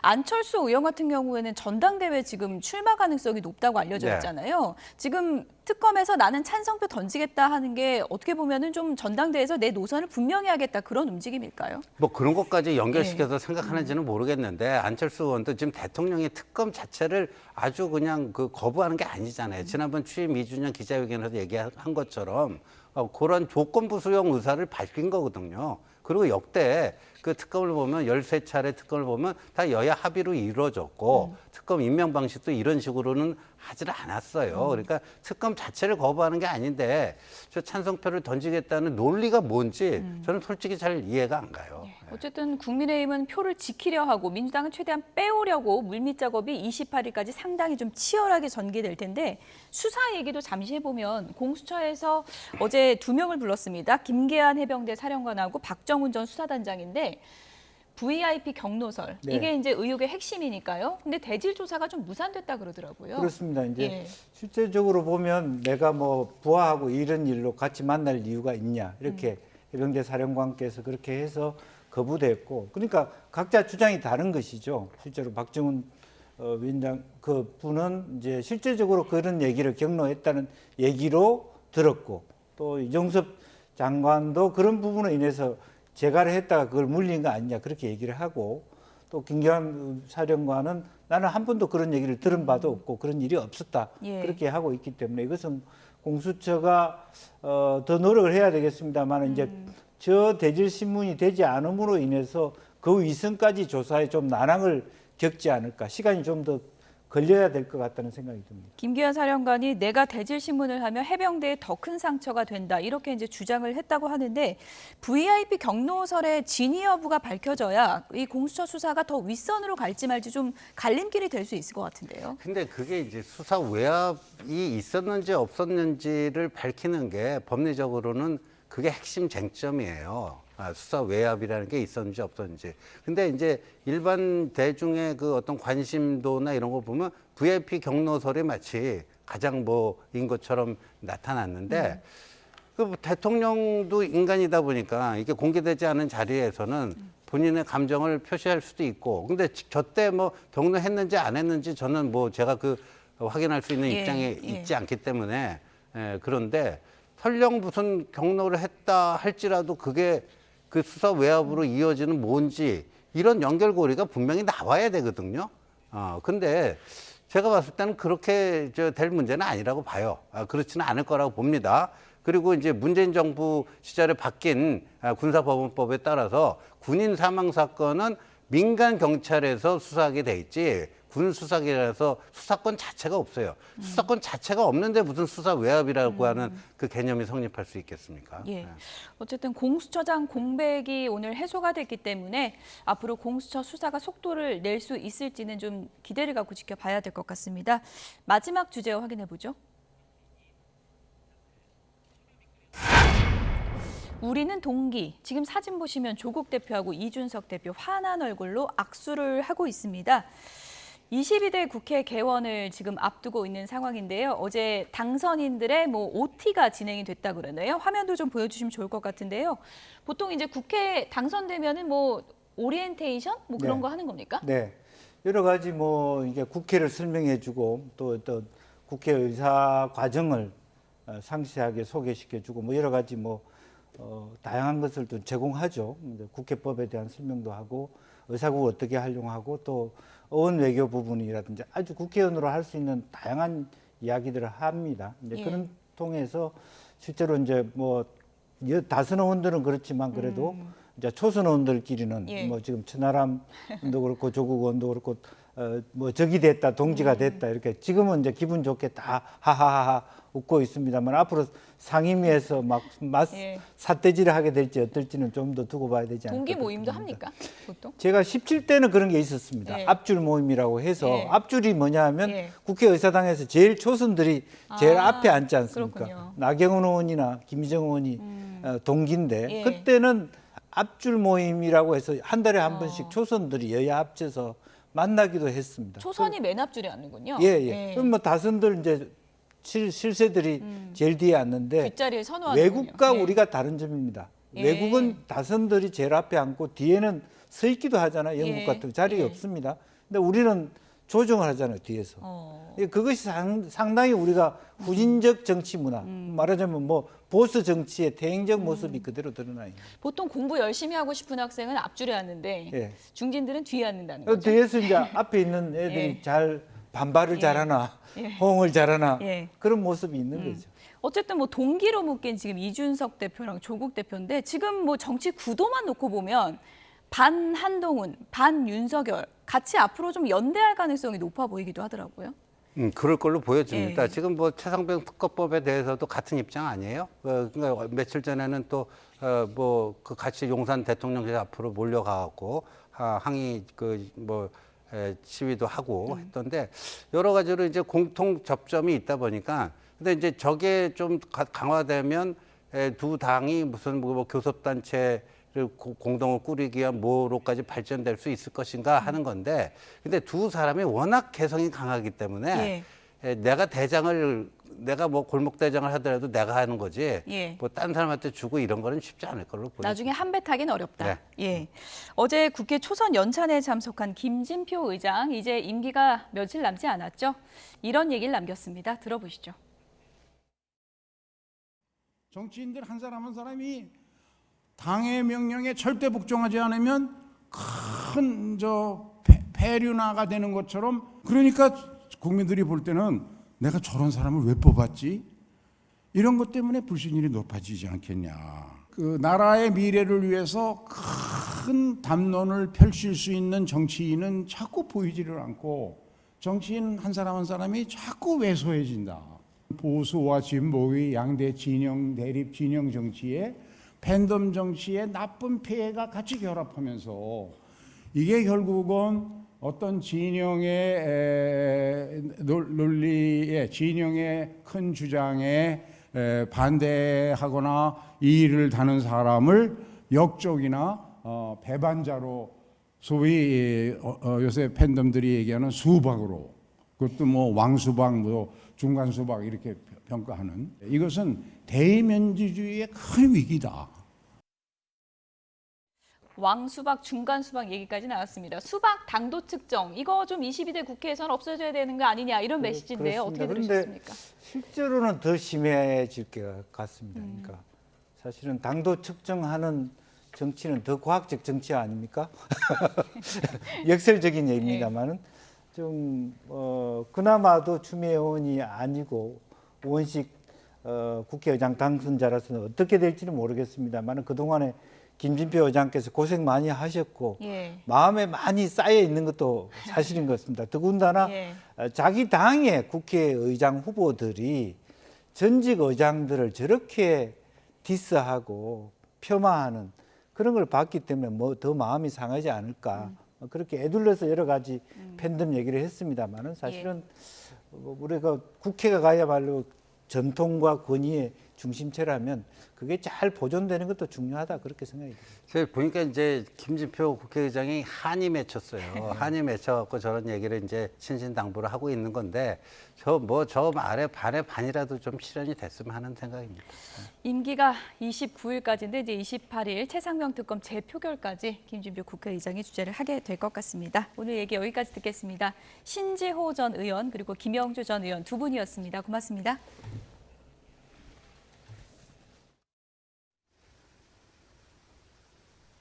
여름이 시작되는 6월을 앞두고 연일 낮더위가 기승입니다. 오늘은 전국적으로 때이른 더위가 나타나겠는데요. 서울 한낮 기온이 26도까지 오르겠고 어제는 서늘했던 동쪽 지방에서도 오늘은 기온이 크게 오르겠습니다. 강릉 낮 기온이 28도로 어제보다 무려 7도가량 높겠고요. 그 밖에 저 곳곳에서도 30도 안팎의 여름 더위가 기승을 부리겠습니다. 이렇게 계곡에서 더위를 식히셔도 좋을 만한 날씨인데요. 다만 일교차는 크게 벌어지고 있는 만큼 외출하실 때는 가벼운 겉옷 하나 챙겨주시면 좋겠습니다. 오늘 전국적으로 맑은 하늘이 함께 하겠습니다. 다만 볕이 강하게 내리쬐면서 곳곳에서 자외선 지수가 높게 치솟겠고 오존 농도도 점차 짙어지겠습니다. 무리한 바깥 활동은 자제해 주시는 게 좋겠습니다.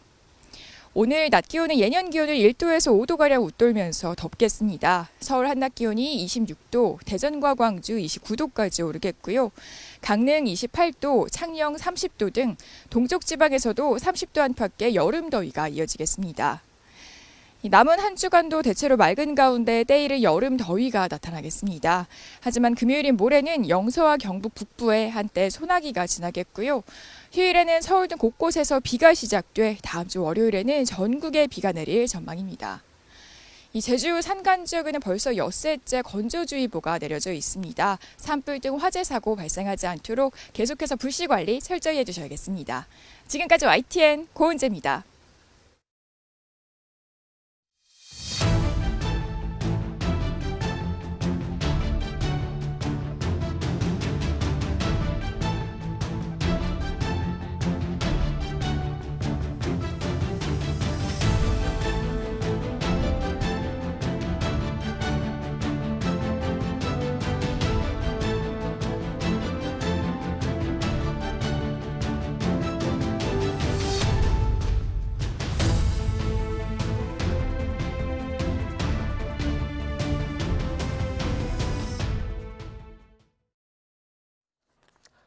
핫한 이슈를 전문가에게 묻는 이슈콜입니다.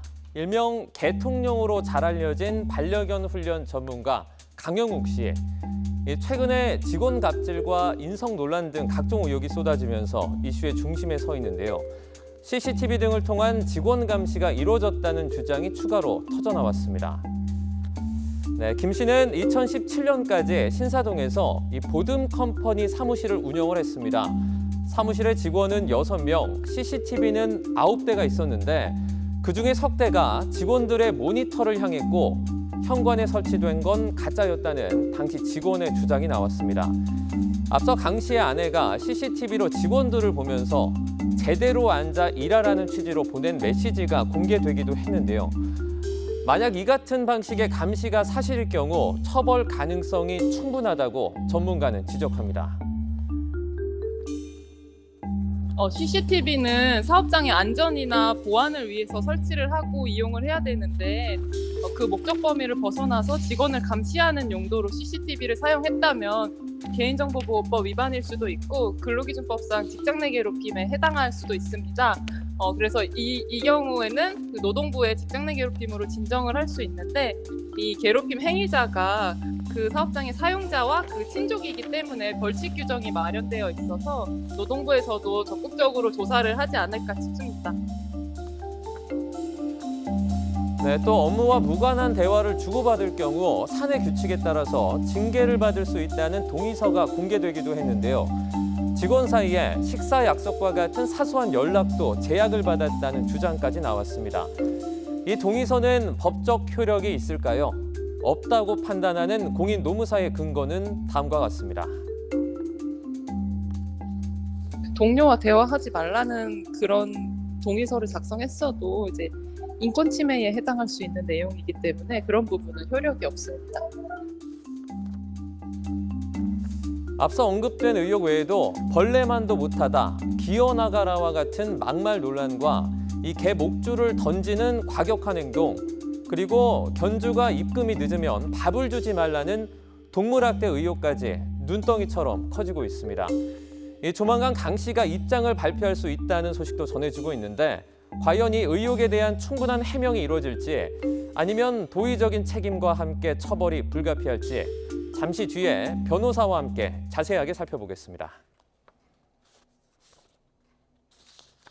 네, 다음 소식입니다. 경찰이 음주운전 뺑소니 의혹을 받는 김호중 씨와 소속사 대표 등에 대해서 구속영장을 신청했습니다. 강도 높은 수사를 진행할 것으로 보이는데 자세한 내용 취재기자 연결해서 알아보겠습니다. 권준수 기자. 네, 사회부입니다. 네, 경찰이 김호중 씨와 소속사 관계자들의 신병 확보에 나섰군요. 그렇습니다. 경찰이 김 씨를 포함해 모두 3명에 대해서 오늘 구속영장을 신청했습니다. 음주 뺑소니 의혹을 받는 김 씨에겐 일단 특정범죄 가중처벌법상 도주치상과 위험운전치상 등의 혐의가 적용됐습니다. 어제 김 씨를 소환 조사한 뒤 하루 만입니다. 경찰은 사안의 중대성이 클 뿐만 아니라 김 씨 측에서 증거를 없앨 우려가 있다 보니 바로 신청했다고 설명했습니다. 소속사 대표 이모 씨와 본부장 전모 씨에 대해서도 각각 범인도피 교사와 증거인멸 등의 혐의로 구속영장을 신청했는데요. 그동안 소속사 차원에서 매니저가 거짓으로 자수하고 차량 블랙박스 메모리카드를 제거했기 때문입니다. 무엇보다 김 씨에 대해서 음주운전 혐의는 아직 적용하지 못했는데 경찰은 보강 수사를 진행한다는 계획입니다.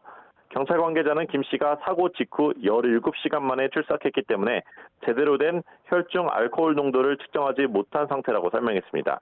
그러면서 피의자와 참고인 진술뿐만 아니라 위드마크 공식 등을 대입해 입증할 계획이라고 덧붙였습니다. 다만 음주운전보다 형량이 더 큰 위험운전치상 혐의를 적용했고 이는 입증할 수 있는 증거가 충분히 확보된 상태라고 강조했습니다. 네, 말씀해 주신 대로 증거를 바탕으로 수사 결과를 도출하겠다는 경찰인데 어제 김 씨의 진술 내용 가운데 특이한 사항은 어떤 게 있습니까? 네, 김 씨의 소속사 본부장이 경찰에 블랙박스 메모리 카드를 삼켰다고 진술한 것으로 확인됐습니다. 현재 김 씨가 사고를 낸 차량은 물론 김 씨가 사고 당일에 탄 것으로 파악된 다른 차량 2대에서도 블랙박스 메모리 카드가 사라져 있는데요.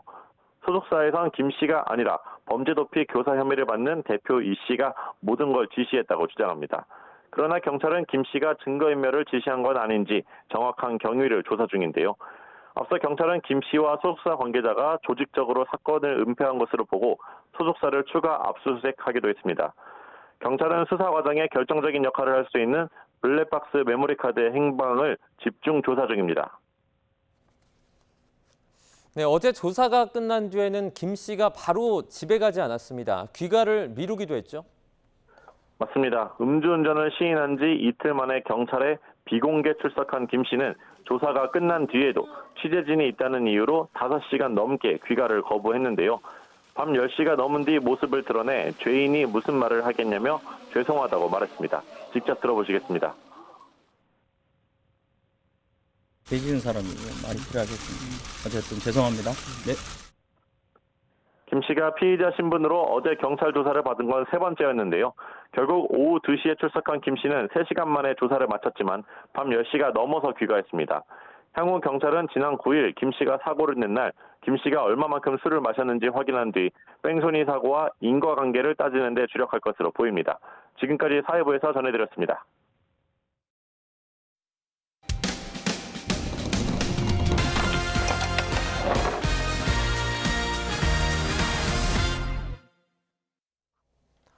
냉장고를 배송하는 40대 기사가 여성 혼자 사는 집에 몰래 들어가 음란 행위를 한 혐의로 경찰 조사를 받고 있습니다.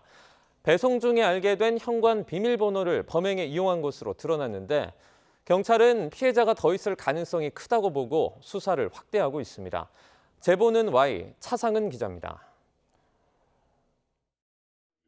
지난해 말 20대 직장인 A씨는 국내 대기업에서 냉장고를 주문했습니다. 출근으로 집을 비운 평일에 배송기사로부터 연락을 받고는 현관 비밀번호를 알려주고 설치를 맡겼습니다. 소름 끼치는 일이 벌어진 건 그로부터 석 달 뒤인 지난 3월 한 남성이 초인종을 여러 번 누르더니 아무 대답이 없자 비밀번호를 누르고 현관으로 들어온 겁니다. 아내 A씨가 있는 걸 알아챈 남성은 곧바로 달아났습니다. 누구세요? 했는데 아무 말도 없이 그냥 바로 그냥 문 닫고 계단으로 도망가시는 거예요. 경찰 추적 끝에 붙잡힌 남성은 A씨 집에 냉장고를 설치한 배송기사 40대 B씨였습니다. 배송 당시에 알게 된 현관 비밀번호를 가지고 있었던 겁니다. 경찰 조사 결과 B씨는 들키기 전에도 A씨 집에 몰래 들어갔고 음란 행위도 한 것으로 드러났습니다. 단순 호기심이 말도 안 된다. 왜 들어오려고 했냐 했을 때 이제 그 성적으로 이제 파렴업적으로 들어오시려고 했다. 이렇게 A씨는 심한 불안 증세로 정신과 치료를 받으며 홀로 살던 집에서 나와 어머니 집에 머물고 있습니다. 냉장고 같은 대형 가전은 여러 회사를 거쳐 배송과 설치가 이루어집니다. 피의자 B씨는 지역업체와 계약을 맺은 상태였는데 사건 이후 업무에서 제외됐다고 배송회사는 설명했습니다. 냉장고를 판매한 대기업 측은 물류회사와 함께 피해자 심리치료를 지원하고 피해 회복을 위해 최선을 다하겠다고 밝혔습니다. 또 이번 사건을 계기로 사람이 없는 집에는 배송을 금지하는 규정도 새로 만들었다고 설명했습니다. 배송 설치 업체와 협의해 어떤 경우에도 인수자 없는 가정의 설치를 금지하고 고객 편의를 위한 주말 설치를 시행하고 있습니다. 또한 배송 설치 업체를 통한 예방 교육도 강화해 나가겠습니다. 경찰은 B씨가 다른 여성 집에도 몰래 들어갔을 가능성이 크다고 보고 수사를 확대하고 있습니다. YTN 차상입니다. 서울대 동문을 비롯한 여성들의 사진을 합성해 음란물을 만들어 유포한 혐의로 이른바 서울대판 N번방 피의자가 붙잡혔습니다. 이들은 딥페이크 음란물을 만들어 텔레그램 등으로 유포하면서 3년 가까이 모습을 숨겨왔는데요. 경찰 잠복 수사로 마침내 덜미가 잡혔습니다. 화면으로 함께 보시죠. 네, 남자 화장실 앞에서 검은 옷을 입은 남성이 보입니다. 모자를 눌러 쓰고 마스크를 써서 얼굴이 거의 보이지 않는데요. 남자 화장실로 들어가 칸마다 무언가를 찾는 듯 들락날락하던 이 남성. 이 남성, 서울대 동문과 지인을 비롯해 여성들의 사진을 이용한 딥페이크 음란물을 제작하고 유포한 혐의를 받는 이른바 서울대 N번방 사건의 용의자입니다.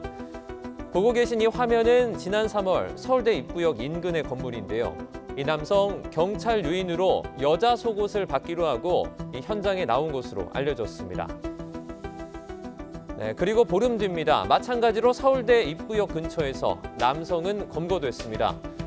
경찰은 지금까지 성폭력처벌법 위반으로 30대 남성 등 모두 5명을 검거했다고 밝혔습니다. 지난 2021년부터 최근까지 피해자가 최소 70여 명으로 조사됐는데요. 특히 피해자 가운데 서울대 동문이 무려 12명이나 포함돼 서울대 N번방 사건으로 불리기도 합니다.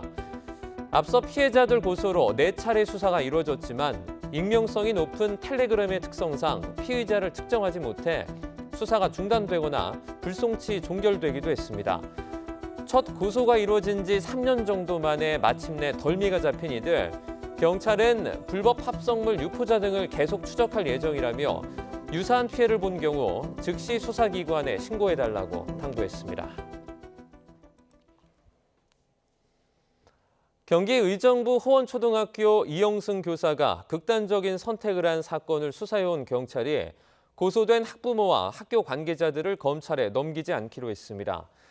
경기 의정부경찰서는 학부모 3명과 전현직 교장 등 학교 관계자 5명을 포함해 8명을 수사한 결과 혐의를 인정할 만한 증거를 찾을 수 없었다며 불송치 결정을 내렸습니다. 앞서 경찰은 지난해 9월 경기도 교육청에 수사 의뢰와 유족으로부터 고소장을 접수해 수사에 착수했는데 고인과 학부모 사이에 오간 통화와 문자 등을 분석한 결과 범죄 혐의를 인정할 만한 내용은 찾지 못했다고 설명했습니다. 한국토지주택공사와 조달청이 발주한 아파트 건설감리 입찰 과정에서 비리를 저지른 의혹으로 검찰 수사를 받던 피의자가 지난 19일 숨진 채 발견됐습니다. A씨는 입찰 과정에 참여한 심사위원으로 감리업체에서 뇌물을 받고 좋은 점수를 준 혐의로 검찰 압수수색을 당했던 것으로 알려졌습니다. 서울중앙지검은 A씨를 압수수색한 뒤 통상적인 절차에 따라 수사를 진행했다며 불행한 일이 발생해 안타깝고 고인의 명복을 빈다고 밝혔습니다. 갓 태어난 것으로 보이는 강아지 6마리가 쓰레기와 함께 비닐봉지에 담긴 채 버려져 경찰이 수사에 나섰습니다. 강아지들은 동물보호단체가 관리하는 고양이 쉼터에서 임시로 보호받고는 있지만 도움의 손길이 필요한 상황입니다. 이상곤 기자입니다. 태어난 지 얼마 안 된 강아지들이 바구니 안에서 힘겹게 움직입니다. 탯줄은 그대로 달려있고 눈도 제대로 뜨지 못해 분유만 받아먹습니다. 강아지들이 발견된 곳은 충남 태안군의 한 폐비닐 야적장에 버려져 있던 비닐봉지 속. 봉지 입구는 묶여 있었고 빈 소주병과 맥주캔 등 쓰레기까지 함께 들어있었습니다. 이곳 폐비닐 야적장을 지나던 마을 주민이 강아지들이 우는 소리가 들리는 비닐봉지를 발견해 동물보호단체에 신고했습니다. 발견된 강아지는 모두 6마리. 산소 공급이 부족할 때 나타나는 청색증과 저체온 증세를 보였지만 응급조치로 위기를 넘겼습니다. 거의 이동이 없어졌어요. 그래서 처음에는 이제 등도 두드려 보고 심장 마사지 같은 것도 좀 하고 이런 식으로 해서 이제 체온을 좀 올리려고 노력을 했거든요. 관련 소식이 전해지자 누리꾼들은 분통을 터뜨렸습니다. 동물을 유기한 사람은 동물보호법에 따라 300만 원 이하 벌금을 내야 합니다. 신고를 받은 경찰은 봉지 출처를 확인하고 지문 감식을 진행하는 등 용의자 추적에 나섰습니다. 하지만 유기 장소를 비추는 CCTV가 모형뿐이라 어려움을 겪는 것으로 전해졌습니다. 강아지들은 현재 길고양이 쉼터에서 임시보호를 받고 있습니다. 동물보호단체는 강아지들이 더 좋은 환경에서 클 수 있도록 임시 보호자나 입양자가 나타나주길 바라고 있습니다. 입양까지는 어려우시더라도 이 아이들의 자력으로 우유를 먹을 수 있는 그 기간만이라도 임무를 좀 해주실 수 있는 분이 절실히 지금 필요한 상태입니다. YTN 이상곤입니다.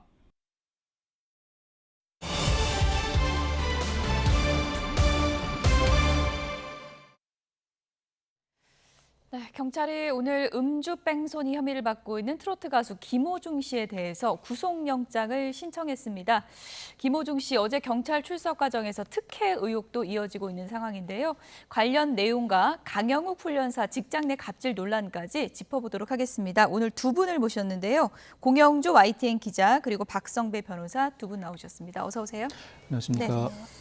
먼저 김호중 씨 얘기부터 좀 해봐야 될 것 같은데 아침에 경찰이 결국 구속영장을 신청했더라고요. 네네. 예, 경찰이 김호중 씨에 대해서는 도주치상 아울러서 음주운전 혐의 등으로 구속영장을 신청했고 소속사 본부장에게는 범인 도피 교사 그리고 소속사 대표에게는 범인 도피 교사, 소속사 본부장에게는 증거인멸 혐의로 구속영장을 신청했습니다. 사실 이 사안은 사고 직후에 적절한 처리가 이루어졌다면 음주운전 상태가 입증된다고 하더라도 수사 단계에서 구속영장을 신청할 만한 사건은 아닙니다만 더 나아가서 현장에서 조치를 취하지 않고 도주했을 뿐만 아니라 범인 도피와 증거인멸 의혹, 혼자서 이와 같은 재반 행위를 실행한 것이 아니라 소속사가 전반적으로 개입해 조직적인 사법방해 행위가 일어났다고 보는 것이 경찰의 시각입니다. 이에 따라서 증거인멸의 여러 정황이 다수 현출된 이상 이 사건의 경우에는 사안 자체도 중하고 증거인멸의 우려가 추가로 발생한 이상 구속영장 신청은 불가피하다고 판단한 것 같습니다. 불가피하다.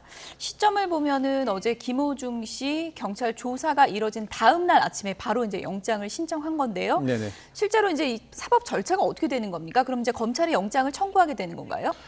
경찰이 구속영장을 신청할 때는 검찰이 구속영장을 청구할지 여부를 다시 한번 판단하게 됩니다. 여러 정황, 즉 사안의 중대성과 증거인멸의 우려를 들어서 구속영장을 신청했다고 하더라도 검찰이 볼 때는 구속영장을 청구할 만한 사안이 아니라고 판단하면 기각하기도 하고 보완수사 요청을 하기도 합니다. 물론 검찰이 구속영장 청구 여부를 다시 한번 판단해 봐야 하겠습니다만 현재 전해지는 소식으로는 김호중 씨가 사고가 났던 상대 택시 운전사와 합의했다는 소식이 전해지고 있습니다. 아마 도주치상과 위험운전치상 혐의가 인정된다고 하더라도 무엇보다도 사고 피해자인 택시 운전기사와 합의한다면 검찰이 구속영장을 청구할지 판단할 때 상당한 갈등 요소로 작용할 것 같습니다. 그러니까 경찰이 영장을 신청했지만 검찰이 청구할지 여부는 지켜봐야 되는 그런 상황인데 지금 김호중 씨, 소속사 대표, 본부장 3명이잖아요. 만약에 영장이 청구된다면 뭐 세 사람 구속 가능성이라고 할까요? 그건 어떻게 전망을 하십니까? 만약 구속영장이 청구된다면 혐의 사실이 어느 정도 입증되는가 이 사안에서 도주치상은 명백합니다. 즉 현장에서 사고 관련 적절한 조치를 취하지 않고 도주하였으므로 그렇지만 위험운전치상이 입증될지는 다시 한번 따져봐야 하는 부분입니다. 김호중 씨가 상당히 오랜 시간이 흐른 상태에서 음주운전 사실은 인정했습니다만 음주운전을 했다고 하더라도 도로교통법상 음주운전 측정 기준에 해당하는 0.03% 이상의 혈중 알코올 농도 수치 상태에서 운전했는지를 입증해내는 것은 수사기관의 몫이라고 할 수 있습니다. 위드마크 공식을 적용해야 하는데 경찰 입장에서는 구속영장을 신청했다는 것 자체가 위드마크 공식을 적용해서 운전 당시 혈중 알코올 농도가 도로교통법상 음주운전 측정 기준을 넉넉하게 넘어선다고 판단한 것 같습니다. 이를 검찰이 받아들여서 법원에 구속영장을 청구했을 때 법원도 충분히 그 사안을 사실로 받아들일 만큼 입증되었는지를 판단할 것 같고 아울러서 증거인멸의 우려가 있는가 여태까지 증거인멸의 여러 가지 정황에 비춰보면 증거인멸의 우려가 있다고 평가할 수 있습니다만 피해자와 합의한 이상 이 범죄의 중대성 즉 재판이 진행되었을 때 실제로 실현 가능성이 상당히 낮다고 보고 구속영장을 청구하지 않을 가능성도 있어 보입니다. 김호중 씨가 음주뺑소니 사고를 낸 지 12일 만에 어제 이제 경찰에 출석해서 조사를 받은 뒤에 짧은 입장을 남겼는데요. 그 내용부터 좀 들어보겠습니다. 남은 조사가 또 있으면 성실히 받도록 하겠습니다. 죄지은 사람이 많이 필요하겠습니다. 어쨌든 죄송합니다. 음주운전을 포함해서 사실관계를 모두 인정을 했고 마신 술의 종류, 양 구체적으로 다 말씀을 드렸습니다. 사회적 공인관계로 국민들한테 직접 사과를 하고 고개를 숙이는 게 마땅하나 본인의 아직 사정이 여의치 않은가 봅니다. 네, 김호중 씨, 어제 이 파문이 불거진 이후에 처음으로 이제 기자들 앞에 선 건데 아주 짧게 얘기했습니다. 죄인이 무슨 말을 하겠나 이렇게 짤막한 얘기만 했네요. 네. 어제 이제 김호중 씨 멘트나 상황을 보면 최대한 언론 접촉을 좀 안 하고 싶었던 게 아닌가. 그만큼 심적인 부담이 있었던 것으로 보여집니다. 또 연예인으로서 이 이미지에 타격이 갈 수도 있다라는 것을 당연히 우려를 했겠죠. 그래서 좀 굉장히 불안하고 또 부담감이 보여지는 그런 상황이었던 것 같습니다. 네. 김호중 팬클럽 반응도 좀 기사가 많이 나왔던데요. 이제 처음에는 좀 옹호하는 입장 그런 목소리만 있다가 이제는 좀 반성하는 목소리 그런 목소리도 좀 있다고 하던데 어떤 얘기들이 나오고 있습니까? 네. 이게 이제 갈수록 좀 많은 진행이 되고 있잖아요. 그렇다 보니 이제 거짓말을 했다라는 것에서부터 좀 팬심도 움직이기 시작했던 것 같고요. 예. 그리고 또 콘서트를 또 강행을 했습니다. 첫 번째는 강행을 했고 이제 콘서트가 남아 있는 것들이 있는데 팬들로서 보고 싶은 마음, 가수를 좋아하는 가수를 보고 싶은 마음은 이해는 하나 공인이지 않습니까? 그래서 공인인데 이렇게 무리를 일으킨 것에 대한 반성 그리고 팬심이 흔들리는 것에 대한 그런 과정이 지금 여실히 드러나고 있는 것 같습니다. 예. 무조건 옹호하는 건 아니다. 그것은 일부 팬이다. 그렇게 무조건 옹호하냐는 말은 좀 억울하다. 이런 입장도 팬클럽에서 밝힌 것으로 전해지고 있는데요. 어제 이제 김호중 씨가 경찰에 출석할 때는 비공개로 들어갔다가 나올 때는 경찰이 포토라인 서야 된다. 이런 입장이었던 거 아닙니까? 이게 왜 바뀐 건지 좀 많은 분들이 궁금해하더라고요. 원래 경찰에 출석할 당시에도 포토라인에 설 수 있을 것이라는 기대가 있었습니다만 경찰서 정문이 아니라 지하 주차장을 통해서 출입을 했습니다. 강남경찰서에는 정문 외에도 주차를 할 수 있는 지하 공간이 있고 이를 통해서 출입하는 경우가 종종 있습니다. 경찰 수사 공보 규칙상 원칙적으로 경찰은 피의자가 출석하는 모습을 촬영하도록 허용해서는 안 되고 촬영을 직접 허용하지 않고 언론사가 스스로 그 사실을 인지해서 촬영을 한다고 하더라도 언론의 전면적인 노출이 이루어지지 않도록 배려해줘야 할 의무가 그 정도에 있긴 합니다. 그렇지만 이 규칙의 탄력적 적용은 담당 수사관에게 맡겨져 있는데 원칙을 엄격히 따른다면 출석할 때, 즉 들어올 때도 나갈 때도 모두 다 숨겨져야 하는 것이 원칙입니다. 그게 원칙입니까? 네, 그게 원칙입니다. 그렇지만 현실적으로 기자들이 출석하는 피의자에게 접근해서 취재를 하는데 취재 자체를 막아낼 권한은 사실 또 없습니다. 원칙적으로 막아줘야 하지만 스스로 알아서 취재를 하는 과정에서 그 취재를 방해할 권한도 경찰에 없기 때문에 포토라인에 직접 세우지 않는다고 하더라도 출석하는 과정에서 자연스럽게 노출되는 행위는 어느 정도는 배려를 해주되 그 시간이 지나치게 소요되지 않도록 어느 정도 취재가 이루어졌다면 곧바로 출석을 시켜서 조사를 이어나가야 하는 것이 경찰의 바른 입장이라고 할 수 있습니다. 아마 출석할 때는 전혀 노출되지 않도록 배려를 해주었다가 이는 원칙에 따른 조치라고 할 수 있습니다. 퇴청할 때에는 사실 퇴청할 때도 얼굴이 전면적으로 노출되지 않도록 배려해줘야 할 의무가 있습니다만 이는 배려 수준이지 역시 출석할 때와 마찬가지로 언론에서 접촉해 취재를 하는 과정 이를 막아낼 권한은 없기 때문에 김호중 씨가 어느 정도는 감당해내야 할 부분이긴 합니다. 그렇지만 약 6시간 이상을 경찰에 대기하고 있었다는 취지는 김호중 씨는 언론 노출을 극도로 원하지 않았던 것으로 보이고 그 요청을 받아들여서 경찰이 기다려줬습니다만 더 이상 기다리기에는 여러모로 난점이 있었던 것 같습니다. 이제는 귀가하셔야 한다는 권고를 했을 것으로 보이고 김호중 씨도 지쳐서 이제는 언론 노출을 피하지 못할 상황에 이르렀다. 자신이 어느 정도는 입장 표명을 해야 한다는 결정을 하고 드디어 퇴청 과정에서 언론의 모습을 드러낸 것 같습니다. 그러니까 비공개가 원래 원칙은 원칙이군요. 원칙입니다. 비공개가 원칙인 거고 경찰 입장에서도 기자들이 하루 종일 기다리고 국민의 관심을 이렇게 많은 사건인데 그래도 퇴청할 때는 그래도 언론 앞에 모습을 드러내는 것이 맞다. 이런 내부적인 좀 판단을 했다고 할 수 있을까요? 그렇게 판단했을 수 있습니다. 원칙을 엄밀하게 지키면 또 엄밀하게 지키라는 법도 없지만 그 원칙을 엄밀하게 지키면 어떤 경우에도 피해자의 얼굴을 노출시키지 않아야 합니다. 그렇지만 그 원칙을 지키는 과정에서 아무런 관련이 없는 개인이 접근해 온다면 그는 제지해야 할 의무가 있겠지만 언론사가 접근해 온다면 경찰은 피해자의 얼굴을 노출시키지 않아야 할 의무도 있지만 언론사의 취재에도 원칙적으로 협조해야 할 의무도 있습니다. 언론사가 취재를 요구해 오는데 일부러 방해할 그와 같은 권한은 없기 때문에 자연스럽게 얼굴이 노출되는 과정은 허용해 주어야 하고 보호를 한다고 하더라도 그 보호의 한계를 넘어서는 행동까지 보호해 줄 수는 없다는 판단을 한 것 같습니다.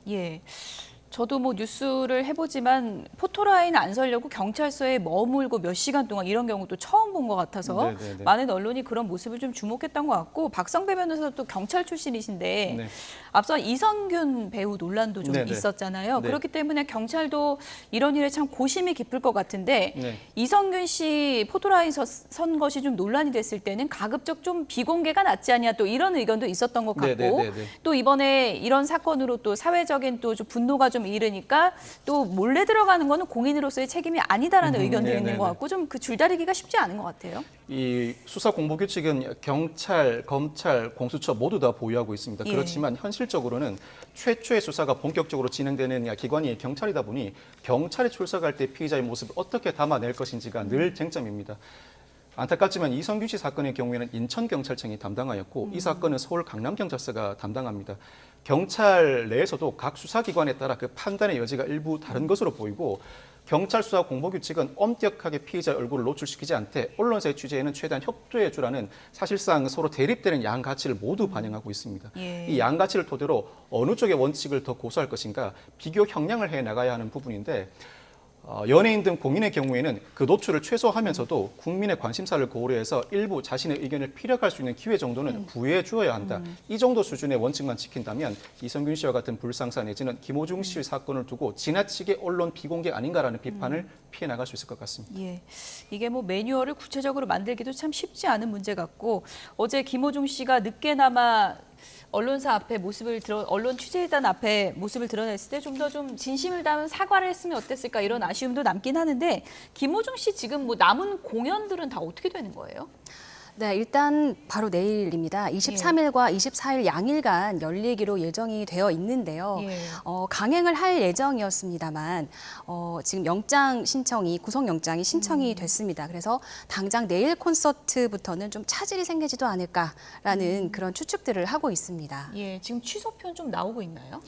취소표 같은 경우는 소속사가 앞서 이번 콘서트 슈퍼클래식 예매 티켓에 대한 환불 수수료를 면제하기로 했습니다. 그래서인지 이 앞서 예매 시작과 함께 2만석 전석 매진됐던 공연은 지금까지 최소 6천석 이상의 취소표가 나온 것으로 알려졌는데요. 그런데 이를 다시 구매하는 팬덤들이 또 이제 화제가 되고 있습니다. 취소표가 나온 걸 다시 사들이는 거예요? 네, 그렇습니다. 특히 VIP라고 해서 가장 예. 비싼 그런 표를 사서 오히려 팬덤으로서 김호중 씨를 지지하자라는 그런 움직임도 있어서 그게 또 이제 관전 포인트가 됐던 적이 있습니다. 어떻게든 자리는 메워주겠다 이런 또 팬들의 마음은 이해가 가지만 또 일각에서는 워낙에 공인으로서 사회적 물의를 크게 일으키다 보니까 이렇게 무조건 보호해주고 취소표까지 사주는 그런 팬덤이 맞는가라는 또 좀 회의적인 시각이 있을 수 있거든요. 네, 그 네. 부분은 어떻게 보세요, 기자님은? 예. 앞서도 말씀드렸지만 이제 공인이고 그만큼 많은 사랑을 받았습니다. 예. 물론 실력도 있고 어떤 스타성도 갖춘 굉장히 큰 가수인 것은 맞습니다. 예. 하지만 공인으로서 무리를 일으켰습니다. 특히 음주운전은 굉장히 무겁게 보는 사안이잖아요. 그래서 그것에 대한 책임 그리고 거짓말, 회피 또 소속사 대표와 소속사까지 같이 가담을 해서 증거를 뭐 이렇게 인멸한다라든지 아니면 피하려고 했던 그런 예. 부분들에 대해서는 좀 달게 처벌을 받아야 되지 않을까 네. 개인적으로 그렇게 생각합니다. 영장 신청이 됐기 때문에 사법 처리 여부를 좀 지켜보긴 네. 해야 되는데 어쨌든 김호중 씨 측 그 소속사는 남은 공연 일정은 강행은 하겠다 이런 기본 입장인가요? 아직까지는 그렇습니다. 예. 또 6월 초죠. 6월 초에 김천에서 또 콘서트가 예정이 되어 있습니다. 다만 이제 오늘 구속영장이 신청됐기 때문에 그것에 대한 추이를 지켜볼 필요는 있을 것 같습니다. 네. 사법 처리 여부에서 이제 제일 중요한 관건이 이제 음주운전을 했다고 본인은 인정은 했는데 네네. 그 수치를 어떻게 정확하게 파악할 건가 이 부분이잖아요. 네네. 그건 어떻게 좀 파악이 될까요?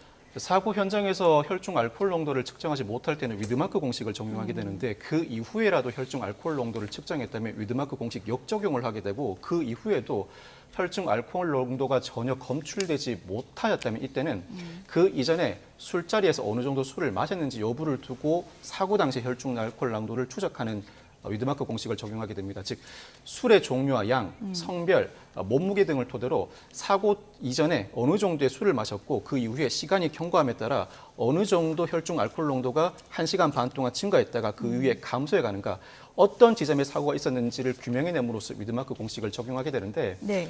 현실에서는 법원에서 위드마크 공식을 적용한 혈중 알코올 농도를 받아들이지 않는 경우가 상당히 많습니다. 그렇군요. 술을 마셨다고 곧바로 음주운전에 해당하는 것이 아니라 0.03% 이상, 0.08% 이상의 혈중 알코올 농도가 측정되어야 하다 보니 예. 그 기준 수치를 넘어섰다고 보기에는 부족한 부분이 있다. 혐의가 충분히 입증되지 않았다는 이유로 법원이 그 주장을 받아들이지 않는 경우가 많은데 예. 경찰이 김호중 씨에 대해서 도주치상 외에도 위험운전 치상 혐의로 구속영장을 신청했습니다. 예. 사실 이 위험운전 치상 혐의는 실무상 혈중 알코올 농도가 면허 취소 수준, 즉 0.08% 이상일 때 적용하는 조항입니다. 그렇군요. 그렇지 않을 때는 일반 교통사고 처리 특례법 위반을 적용하게 되는데 위험운전 치상을 적용해 구속영장을 신청했다는 것 자체가 혈중 알코올 농도가 사고 당시에 0.08% 이상의 해당함이 넉넉하게 인정된다는 것이 경찰의 입장인 것 같습니다. 예. 만약 이 주장이 받아들여지지 않는다고 하더라도 적어도 0.03%의 음주 상태에서 운전했다는 부분은 받아들여질 가능성은 높아 보입니다. 즉 그만큼 넉넉한 술의 양이 전제되었음을 예견하고 있다고 볼 수 있습니다. 여러 차례 술자리가 있었고 술자리에서 동석자들 조사도 했을 뿐만 아니라 예. 현장을 벗어날 경우에는 경찰이 그 피의자의 사고 전후의 모든 행적, 동선을 다 따게 됩니다. 그리고 어제 다 진술했다는 거잖아요. 지금 그렇죠. 변호사 얘기 들어보면. 술의 예. 종류, 양을 진술했다는 것인데 예. 통상 특별한 사정이 없으면 술자리의 모임에 5명이 참석을 했는데 술을 5병 시켰다면 n분의 1로 나눠서 한 사람이 한 병은 흡입했다고 보는 것이 일반적인 판례의 기준입니다. 그 기준에 비춰본다면 넉넉하게 혈중 알코올 농도 적어도 0.03%를 넘고 0.08%도 넘는다고 판단한 것이 경찰의 입장인 것으로 보입니다. 예, 간략하게요. 본부장 소속사 본부장 같은 경우에는 그 사라진 메모리 칩이요. 네네. 어디 갔냐 그랬더니 삼켰다고 그러더라고요. 네네. 이건 어떻게 반영이 될까요, 혐의에? 통상 삼키기까지는 하진 않는데 예. 그만큼 소재가 파악되지 않는다 내지는 소재를 밝히고 싶어 하지 않는다는 못 찾을 거다. 예. 뉘앙스로 읽힙니다. 예. 이 사건의 경우에는 음주운전 외에도 범인 도피 교사가 성립할 것인가, 즉 소속사 대표는 4촌 내지는 6촌으로 알려져 있는데 8촌 이내의 혈족이 다른 사람의 죄를 덮어주기 위해서 범인 도피 교사 혐의를 벌였을 때에는 처벌되지 않는다는 타수설이 있습니다. 이 부분도 넘어가야 하고 특히 본부장이 메모리 칩을 삼켰다면 증거인멸이 성립한다는 점은 명백하게 되는데 이 예. 메모리 칩을 삼켰다는 행위 외에도 김호중 씨가 관여한 범인 도피 교사 외에도 증거인멸 교사에 관여하였는지 여부도 추가로 규명해야 할 부분이라고 할 수 있습니다. 특히 예. 매니저의 경우에는 자신이 대신해서 출석해 운전했다고 자수를 했는데 이는 위계에 의한 공무집행 방해죄가 논의되고 있습니다만 위계에 의한 공무집행 방해죄가 논의되려면 적어도 허위의 증거를 제출해 곧바로 경찰이 진위 여부를 파악할 수 없는 수준에 이르러야 합니다. 예. 아마 그와 같은 내부 사정이 존재했을 가능성도 남아 있습니다. 어쨌든 뭐 공영은 강행하겠다 이런 입장인 것 같은데 구속영장이 신청됐기 때문에 이 사법처리 항방을 좀 지켜봐야 될 것 같습니다. 강영욱 씨 부부에 대한 폭로가 이어지고 있는데 이 내용도 좀 얘기를 해보도록 하겠습니다. 강영욱 훈련사, 지금 뭐 직장 내 갑질 제보들이 이어지고 있는데 어떤 내용들인가요? 네, 강 씨가 대표로 있는 보듬 컴퍼니에 다녔던 전 직원들이요. 이 한 기업 정보 사이트에 내가 직장 내 괴롭힘을 강 씨로부터 당했다라는 그런 글들이 많이 올라왔습니다. 직원들은 강영욱 씨가 자신들을 가스라이팅했고 그의 아내까지 직원들을 감시하고 또 인격 모욕 등을 해서 퇴사를 했고 또 그 후 정신과까지 다녔다라는 글을 썼습니다. 또 퇴사 후 강 씨에게 급여로 9,670원을 받았다. 이런 말도 나왔고요. 또 견주가 돈을 입금하지 않은 개에게는 밥을 주지 말고 굶겨라. 이런 예. 말도 강 씨가 했다고 전해지고 있습니다. 예, 뭐 이 폭언 얘기부터 좀 해보면 내용은 이제 이게 제보자들의 증언이긴 한데 네네. 보도된 내용을 참고해 보면 벌레보다 못하다. 숨도 쉬지 말아라 이런 네. 강도의 폭언들이 있었다고 하거든요. 네네. 이거는 뭐 직장 내 갑질로 처벌 가능한 수위입니까? 직장 내 갑질이라고 할 수 있는데 사실 직장 내 갑질은 근로기준법에 따라 그 자체 형사처벌 대상은 아닙니다. 직장 내 갑질이 있음에도 불구하고 예. 대표가 적절한 조치를 취하지 않았을 때 과태료 부과 처분을 받게 되고 만에 하나 대표가 직장 내 갑질을 신고했음을 이유로 불이익 처분을 하는 경우에는 형사처벌을 과하는 조항이 있을 뿐 예. 직장 내 갑질 자체를 형사처벌하지는 않습니다. 그렇지만 사무실 곳곳에 CCTV를 배치해서 근태를 관리 감독하였다는 의혹도 제기돼 있는데 이 부분은 상황에 따라 충분히 형사처벌이 가능합니다. 개인정보보호법에 따르면 고정형 영상 처리 장치를 예. 사용 목적에 반해서 조작할 경우에는 형사처벌하는 규정을 두고 있습니다. 고정형 영상 정보 처리 장치 즉 CCTV는 보안, 방범, 화재 등의 목적으로만 설치, 예. 사용할 수 있습니다. 이 목적 범위를 넘어선다면 형사처벌이 가능하고 개학대 의혹 즉 개를 맡겼는데 견주가 일정한 돈을 입금하지 않는다고 개 사료를 주지 말라는 지시를 냈다면 이 부분도 상황에 따라서 형사처벌 대상이 될 수 있습니다. 동물보호법에 따라 형사처벌 대상이 될 수 있는데 지시에도 불구하고 실제로 개 사료를 지급한 사실이 지급하지 않은 사실이 규명되지 않는다면 실제 형사처벌까지 이어지기는 어렵다고 할 수 있습니다. 우리가 폭언만 들은 게 아니다. CCTV다라고 감시까지 했다. 이런저런 제보들이 이어지고 있는 그런 상황인데요. 어떤 얘기들이 있는지 들어보겠습니다. 이제 3시쯤 되면은 이제 화장실 다녀오시라고 지시가 내려오시더라고요. 카페로 한 번에 가셨으면 좋겠다. 다른 데로 가지 마셔라. 방법용이 아니라 직원 감시용 제가 엄연히 불법이다 이러니까 법대로 해봐? 어디서 회사에서 함부로 법 얘기해. 법대로 하면 너네 근무 태만으로 다 잘랐어. CCTV가 한두 개가 아니고 상당히 여러 대가 있었고 다 감시를 했다는 주장이고요. 네네. 여직원이 옷을 갈아입는 작은 공간까지도 CCTV가 있었다. 이런 주장이 나오고 있는 상황이거든요. 이게 네. 아직 사실로 밝혀진 건 아니고 주장이기 때문에 네네. 저희가 그 부분은 좀 확실하게 좀 얘기를 드리고요. 네. 만약에 사실이라면 이건 법대로 하면 어떻게 되는 겁니까?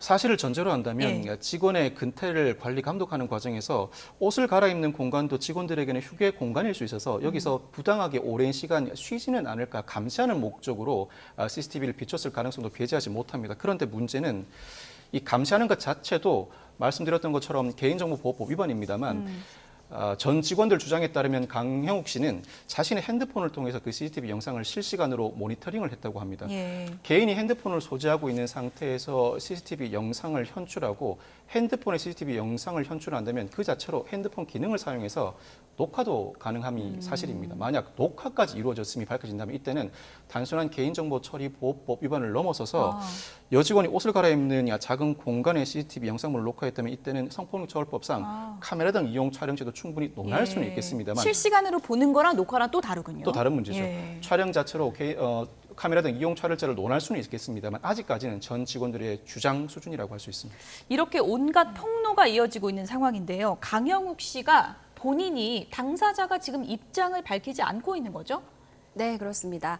현재까지 많은 이야기들이 들리고는 있으나 또 오늘로 또 예측이 됐었으나 저희가 들은 바에 의하면 이번 주 적어도 이번 주 내에는 입장을 밝힐 것으로 보여지긴 합니다. 예. 하지만 좀 준비 중인 것으로 알고 있고요. 준비가 뭐 이렇게 길까요?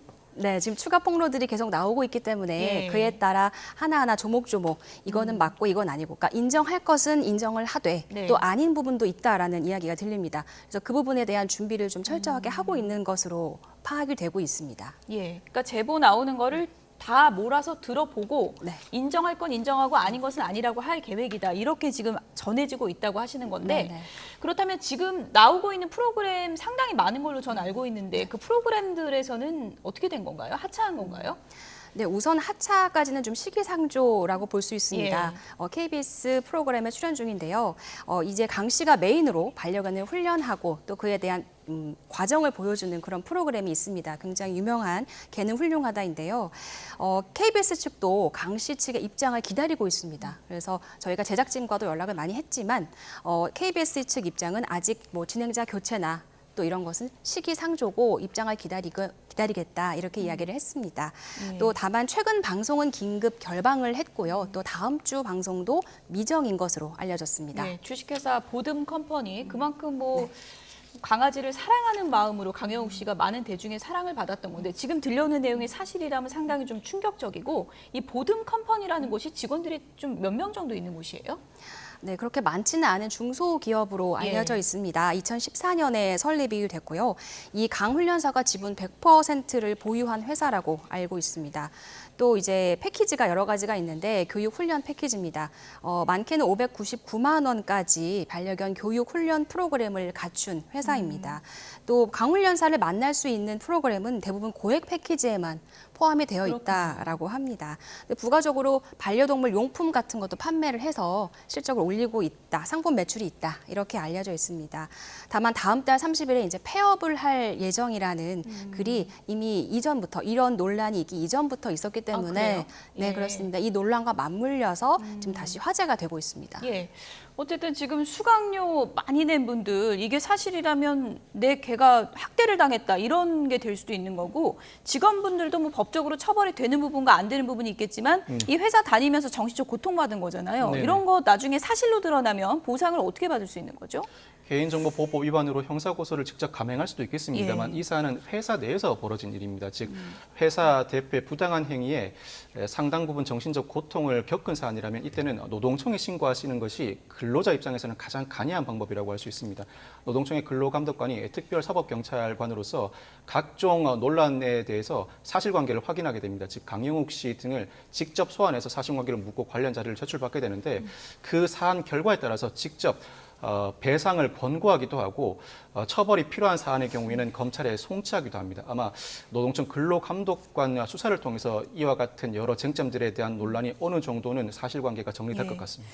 입금을 안 하면 개를 굶겨라 이런 얘기를 한 게 사실인지 정말 많은 분들이 궁금할 것 같습니다. 강영욱 씨가 하루빨리 본인의 좀 입장을 내기를 바라겠습니다. 지금까지 공영주 YTN 기자, 박성배 변호사 두 분이었습니다. 고맙습니다. 감사합니다.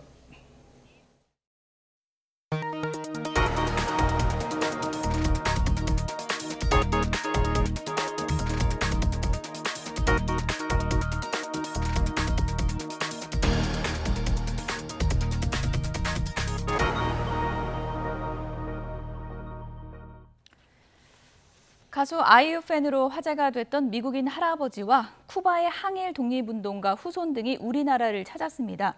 올해 한국 방문의 해를 기념해서 우리나라와 특별한 인연을 맺은 40여 명이 한국 여행길에 올랐다고 합니다. 황보혜경 기자입니다.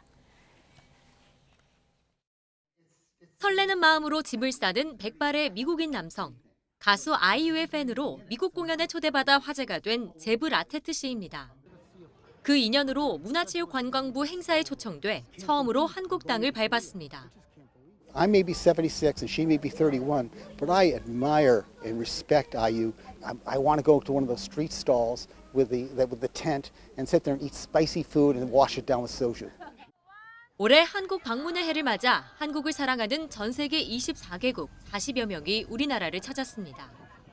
쿠바에서 활동한 항일 독립운동가 임천택 열사의 후손도 35시간을 날아 증조 할아버지의 나라에 도착했습니다. Since I was very child, so I get interested in visiting Korea, know the history and culture about Korea because I feel like it was part of my history.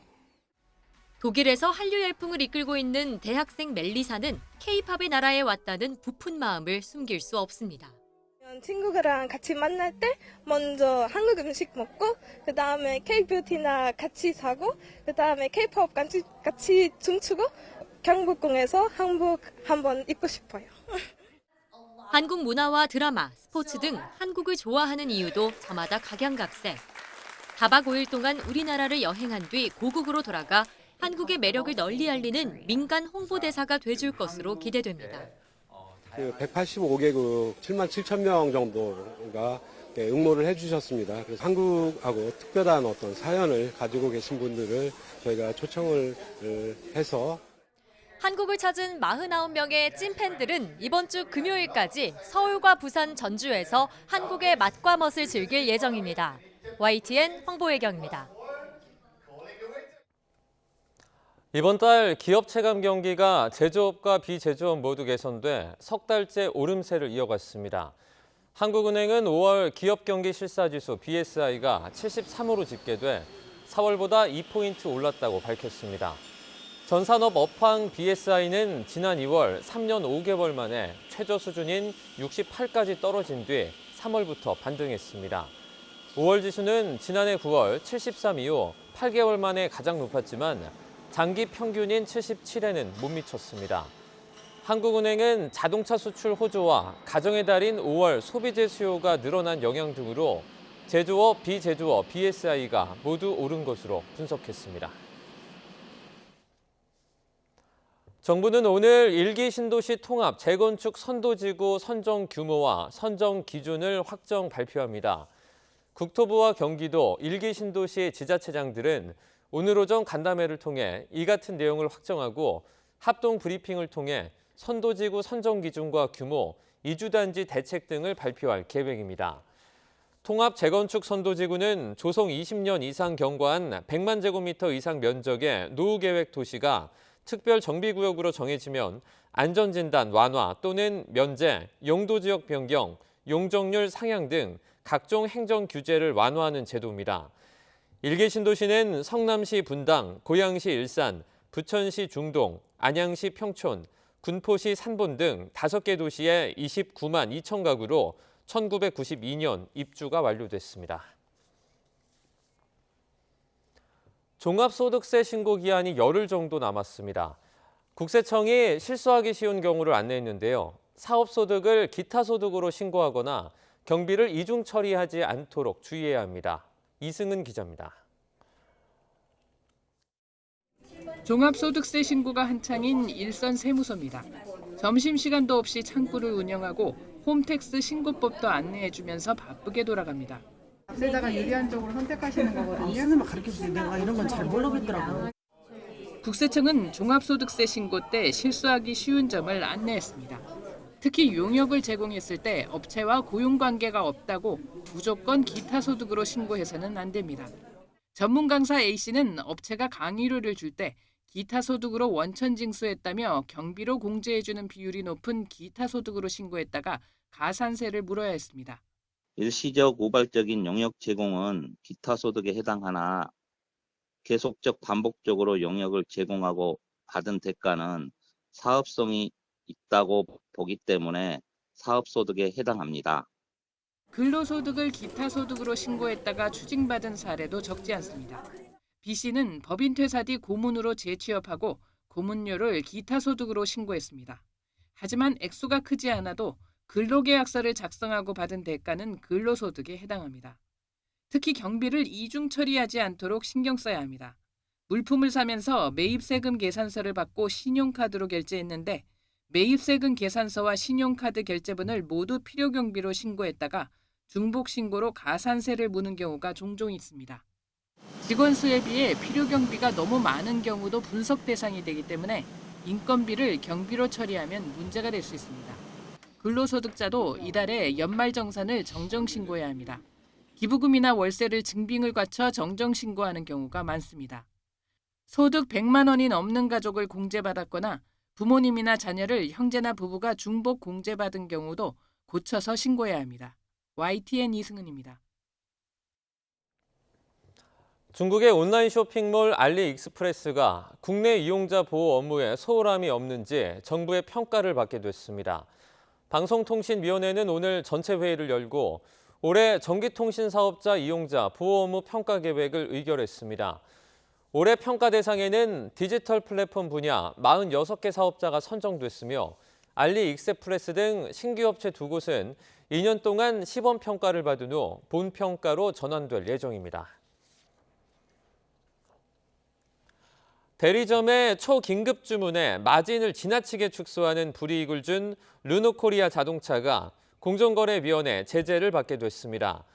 공정위는 지난 2012년 6월부터 2022년 12월까지 요일에 관계없이 주문 다음 날 부품을 전달하는 초긴급 주문이 들어올 경우 대리점 마진을 90% 이상 축소하거나 없앤 르노코리아에 대해서 시정 명령을 부과하기로 했습니다.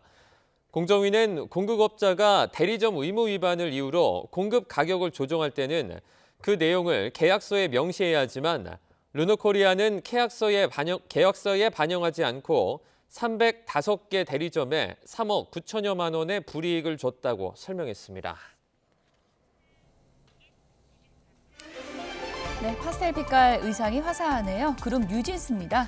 두 손을 모아 배꼽 인사로 팬들에게 인사하는데요. 소속사 어두워 민희진 대표와 하이브의 경영권 분쟁이 불거진 뒤 처음으로 공식 무대에 섰습니다. 발등을 다친 혜인을 제외한 멤버 4명은 어제 서울 경복궁 홍예문 광장에서 열린 코리아 온스테이지에서 서로 다른 한복을 입고 등장해서 히트곡 3곡을 불렀습니다. 민희진 대표와 하이브의 극한 갈등에 대해서는 별도로 언급하지 않았는데요. 앞서 멤버 다니엘은 팬 소통 플랫폼을 통해서 지금은 힘들겠지만 결국은 지나갈 것이라며 그냥 이겨내면 되는 문제라고 밝히기도 했습니다. 이런 가운데 그룹 아일릿의 소속사 빌리프랩이 뉴진스의 소속사인 어두워 민희진 대표를 고소했습니다. 빌리프랩은 회사와 소속 아티스트를 상대로 허위 사실을 주장하며 피해를 주고 있는 민 대표를 업무방해와 명예훼손 혐의로 서울 용산경찰서에 고소했다고 밝혔습니다.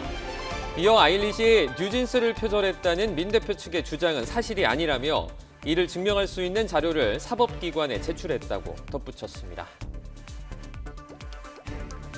거리에 있는 그림을 그대로 옮겨온 듯 전시장에 채워져 있죠. 얼굴 없는 화가로 유명한 그래피티 아티스트 뱅크시의 작품을 볼 수 있는 세계 최대 규모의 뱅크시 박물관이 뉴욕에 문을 열었습니다. 영국에서 처음 활동을 시작한 뱅크시는 주로 반전과 평화에 관한 사회 비판적 메시지를 담는 것으로 유명하죠.